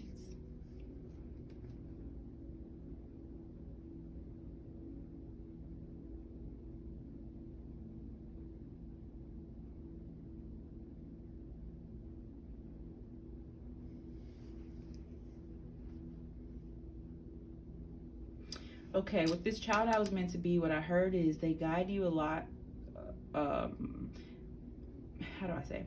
Your inner healing they guide you to heal a lot through healing your inner child. You might have been someone who had to grow up before your time. Someone who had to nurture and cater to people who were supposed to be nurturing and taking care of you in your childhood. So you really had to work to learn how to balance love. You might have even went through a phase where you were what you would say was a completely shitty, horrible person, where you just, and when it boils down to it, you just refuse to allow yourself to give or receive love. And so now, because you had to work so hard to heal that part and to come back from that, like, you're always trying to make sure that you are giving and receiving at an equal interval.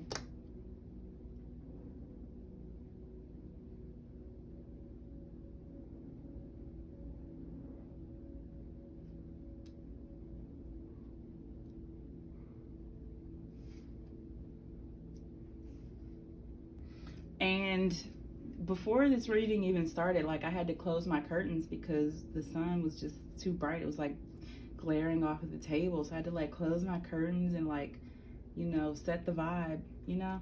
So I feel like you're a person who is comfortable being shrouded in darkness.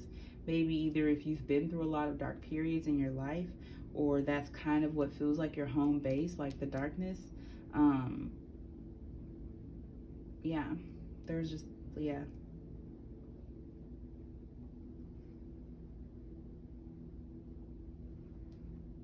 Okay, this Bride in a Cage coming under unconditional love in this Knight of Cups. You might feel trapped by your, how do I say? Like, by your love. Like,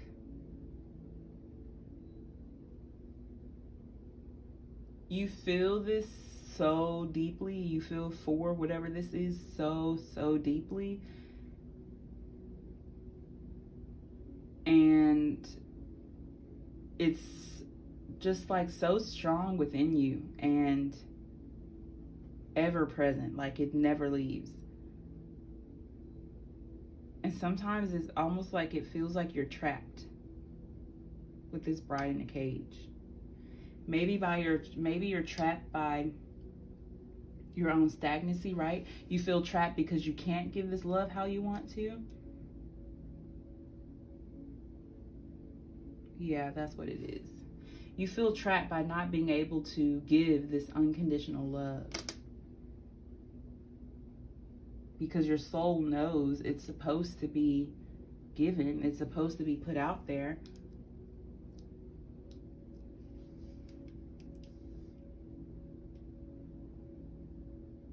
And that upsets you a lot. This anger and chains. It might even motivate you to pursue this, honestly. But I feel like that anger a lot, your guides guide you through that anger a lot because, again, it motivates you to change, right? You're not really the type of person to say in something that isn't feeding you.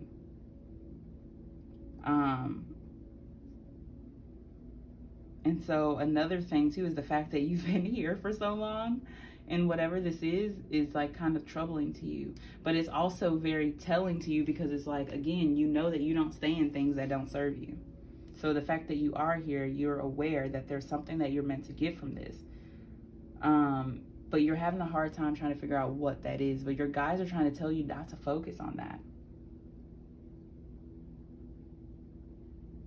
To focus on the growth, the evolution, to go towards your happiness at all costs.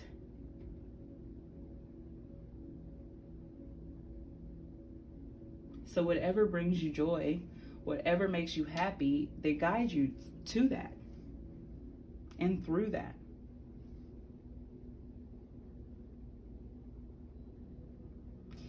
This anger and change too, what I heard was you might even be upset that your body isn't where you want it to be right now. Or that physically you aren't where you think you should be.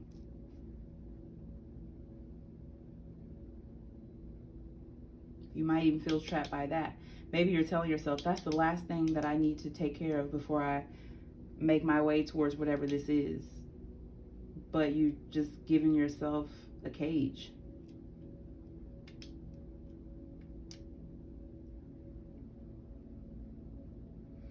Okay, with this child I was meant to be coming under inner voice and Ace of Cups and Four of Pentacles, your inner child is a guide. The kitty version of you is your guide, is one of your guides, whether you know it or not. Subconsciously or consciously, they guide you.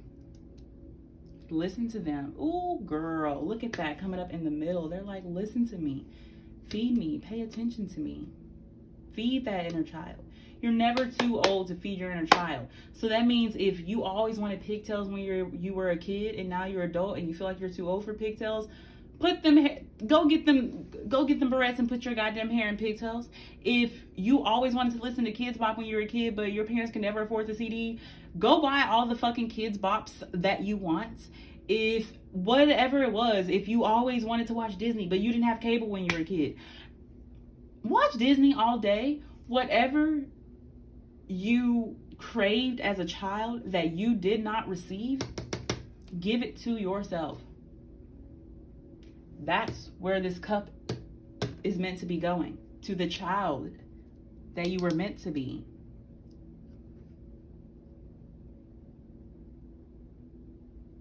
If you always wanted to play sports when you were a kid but you never got to, do it now. If you always wanted to go to Disney World, make it happen. Plan a trip. Feed your inner child, because they are a guide for you. And they are part of your inner voice. Your guides are telling you to listen, dude. They're telling you to open up and listen. There is a lot that you are getting that you might not be picking up on.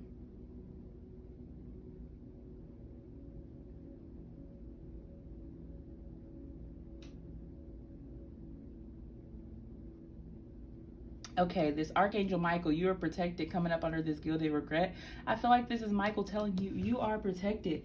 You have this regret for what you did wrong in the past, this regret for what you didn't do before or what you did do. And they're saying you are protected. Like, you're so worried about, maybe you feel like whatever this is your karma.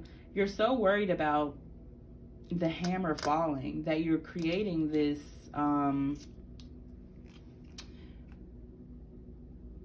like, cloak of regret. Do you see that?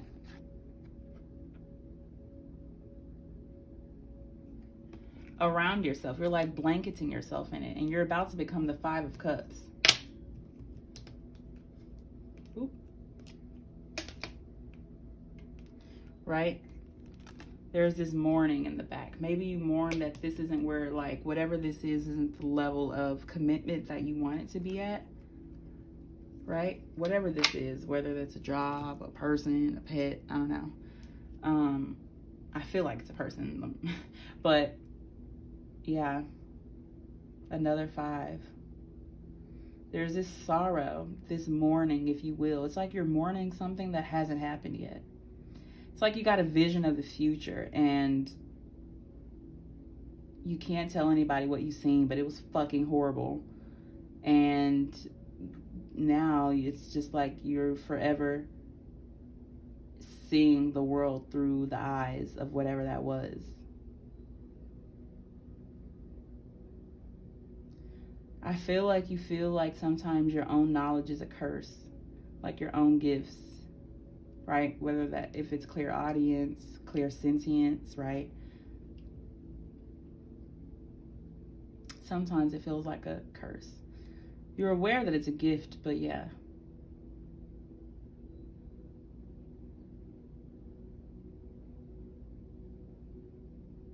It's like I heard sometimes you just wish you could be normal. Like you're tired of feeling everything and seeing everything and being able to hear everything. Like sometimes you just wish you could turn it off.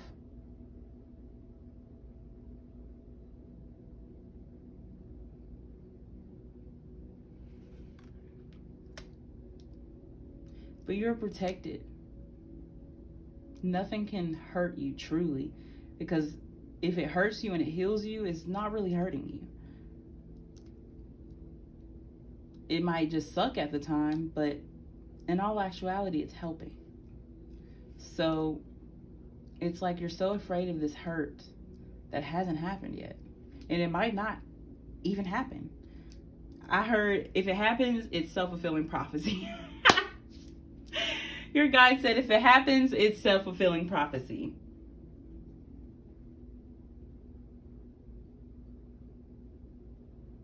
And look at these blues, dude. It's like, look, it's literally like Michael's like, no, but I'm literally protecting you. Remember how we were talking about her little cloak? It's made up of protection. You're protected, beloved. You're protected.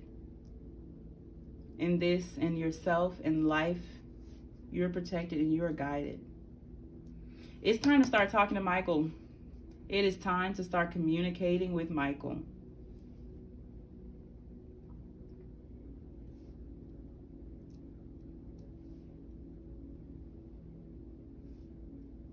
It's the start of your light working path, if you will.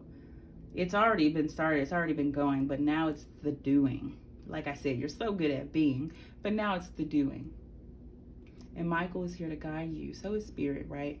But she's always there. She is within your heart, literally. Every time you feel this person, this empress, whatever this is, if it's not a person, you're feeling the Divine Mother. Unconditional love.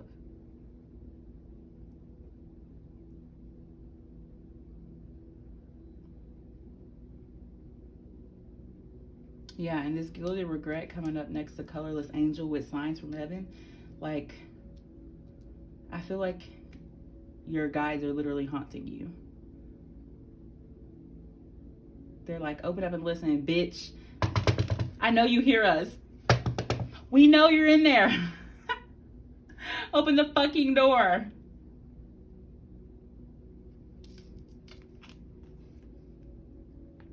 You might even feel like you're addicted to your sadness. Like you might feel like you have a lot of self-sabotage tendencies. I just seen this tiny little horse up here and I heard that song called Wild Horses. I think it's by the Broods. It's like, wild horses run faster. That song. I feel like you feel like no one can keep up with you, can keep up with your phases, with your cycles, with your sadness. You're like, who would ever want to come to this swamp and live here with me? Who would ever want to stay? Why would I have any visitors over here? You feel like your light is burdensome. Because I'm looking at how his face is shining, right?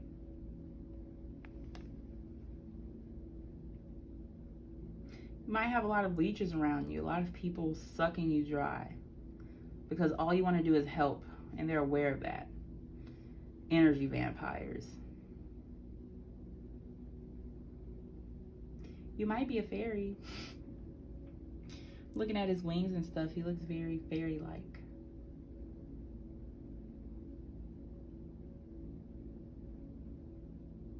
He looks like a tired fairy, though, like the king of the fairies.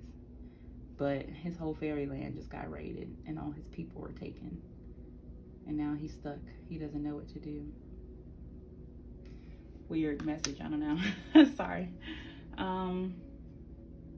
Okay.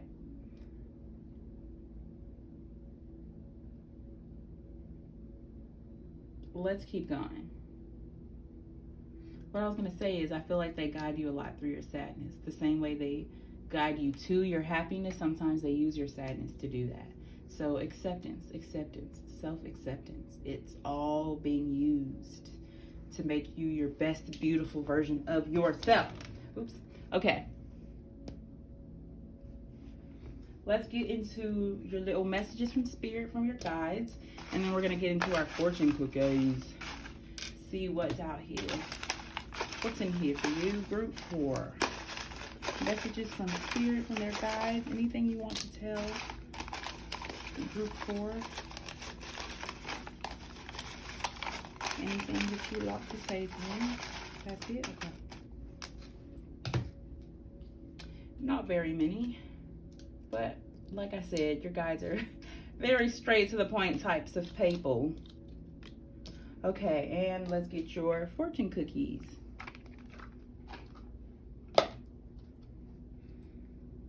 I'm going to take this opportunities one just because I felt called to take it. It's at the back of the deck. Opportunities. An important offer will make... Oh, an important offer will be made. Be prepared to dress to impress. Period. So maybe if this is like a job or something, there's an opportunity for growth. If this is like a connection or relationship you're in, that Hierophant was under there, remember? This is an opportunity for expansion. This is an opportunity for higher levels of commitments. If you accept it, right? An opportunity is only just that, an opportunity. It's our choice to accept it. And to do with what that opportunity, with what is in the divine will. Ooh, okay. Opportunities came out again. This says, care required. Guard yourself against deception and be careful of making foolish mistakes at this time.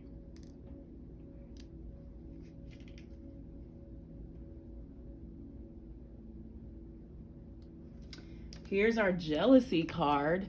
Watch who you trust with your personal secrets and plans. Spend time outdoors with nature to reconnect and replenish. Absolutely. Remember what I was just saying? There are some fucking leeches around. Some leeches. Some energy vampires. And it literally says, guard yourself against deception and be careful of making foolish mistakes at this time. Maybe a foolish mistake is trusting these leeches.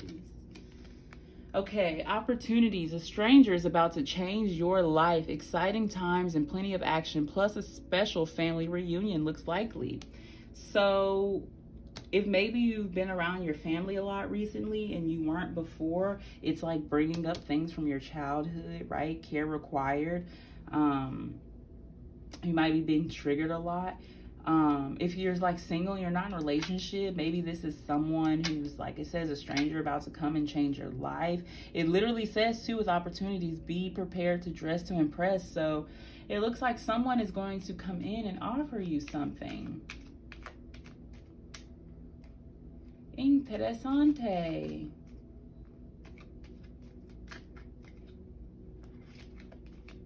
While you're sitting there with your cup waiting to give it, someone's probably going to come offer to take it. Maybe it's an opportunity to get this Four of Pentacles to where you don't feel like you're without, you know?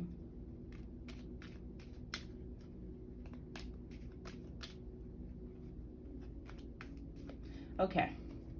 Bottom of the deck, reinvent yourself. A transformation is taking place. Enjoy a new lease on life. Yeah. Purr. Okay, let's get into your little messages. This one says, rejoice and be exceedingly glad, for great is your reward in heaven, for so persecuted they the prophets which were before you. Look, I'm going to put this over this colorless angel and this gilded regret. Remember how I said sometimes you feel like your light is a curse. Maybe it's the leeches who make you feel that way. You keep trying to elevate them, and you keep trying to give them these universal truths, and you keep trying to show them truth and love and guide them to all of the beauty that you've been able to see and all of the expansion that you've experienced, but they just make you feel like crap for it. Fuck them. Rejoice and be exceedingly glad, for great is your reward in heaven. They persecuted the prophets that were before you. You think you're the first person? Look at Jesus. Prime example. Look at Christ. He's a prime example of great is your reward in heaven. You know, they might persecute you down here, but it'll all be worth it. It'll all be worth it. We have this little thing, Rhiannon, but what I heard when I picked it up is black magic. Some spell work could be happening. Could be you or someone else. Weird. There is somebody around you who is doing some kind of spells on you, some kind of magic, trying to keep you around. Ooh, we did get a lot of possessive energy, and jealousy even came up. Maybe if there's an ex, right? We have a lot coming through here for love. It could be an ex. Maybe if you're like trying to move on, or there's somebody else. Somebody is not letting you go. And I don't mean in a patience and perseverance sense. It's not the same as you. This person is a possessiveness, but they feel like they own you. They feel like they own your sadness. They feel like they own your sorrow. Like you are nothing without them. What the fuck? Girl, bye. Anyways, moving on. I don't want to stay on that. This is our Ace of Cups again, or Two of Cups and Ace of Cups. New love. Yep. What was I just saying? And it says the mall or pizza place. You could be going on a date recently. That's like my date card. I don't know. For some reason, it just reminds me of like a cute little pizza spot in the mall that you just, yeah. So you could be going on a date or something. But Two of Cups, compromise. It's like you keep looking and like waiting. Like both of these people are waiting, you know? And they're agitated about waiting. Well, be the change that you wish to seek. If you're tired of waiting, then move. Make a movement. Make something happen, right? This thing, it says dating apps, phone organization, think bigger, Saturn, expansion, new era. Absolutely. You could be on dating apps and like, if you're with someone right now, they might know about that and they're like, oh, hell no. If you are single, you could be on dating apps and maybe you were talking to someone and they just got super clingy and possessive. But with this expansion, new era, like literally that's what's going on here. You're expanding in consciousness and it feels so strange and it feels so weird. But that's why Michael's like, hey, come talk to me, buddy. I can help, right? You are protected. Tap in, right? You have no problem focusing on the things that might be hurting you, right? You're giving a lot of attention to these leeches, but focus on what you want more of. More protective light, more love, right? Focus on what you want more of. And spend less time on stuff that you want less of. Do you even know where New Zealand is? Arrogance, travel, black, pink. Yeah, I'm getting a little sense of arrogance from you in the sense of where it's like you want change, but you don't be the change, you know? It's like the universe is like, well, what do you want from us? What do you want me to do? Let me know what you want. We're giving you everything. We're giving you all the answers. We're confirming. We're shaking you up and shoving it down your throat. And yet and still you're like Four of Cups, like, okay, let me keep meditating because and they're like, we're here. You called us and we're here. Speak. Eek. Okay. Comparison is the thief of joy. What was I saying? You're comparing you might have been comparing yourself to someone or some standard that you've set by comparing yourself to somebody else, and now for some reason you feel like this lack, and they're like, we never told you to look over there at their plate. We told you to keep your eyes on your own road. They are so funny. They're funny to me because I think it's so funny when people are blunt and honest and straightforward, because I love that. Like, we need more of that. You know what I'm saying? I love it. They love you so much. Like, they care about you so much. They feel like older sisters. That's what they feel like. They feel like older sisters. Like, they want what's best for you, but they're not going to sugarcoat it to tell you that. You know, they're like, yeah. I confront my demons, now they're on my side. I came for my demons, now they're on my side. This is a song by Jaden called Pain, Shadow Work in the Moon. If you haven't listened to that song, I suggest you listen to it. Yes. They're saying yes, listen to that song called Pain, right? That album as a whole, I just love it. Well, obviously I'm a Jaden stan, but I love the Iris Sire albums because it shows that duality that we all fucking experience, and especially on the Iris album, because it's usually every song that has that within it, that duality, right? But I fucking love that because it shows that there can be beauty with incorporating both sides of the spectrum into one thing, right? We don't have to neglect a certain part of ourselves because it might not be socially acceptable, right? It might not be socially acceptable to be angry and aggressive, but sometimes we need to feed those parts of ourselves, right? But it all comes back down and into acceptance, right? And learning to accept what we have so that we can wield it and use it to our highest good and for the highest good of all.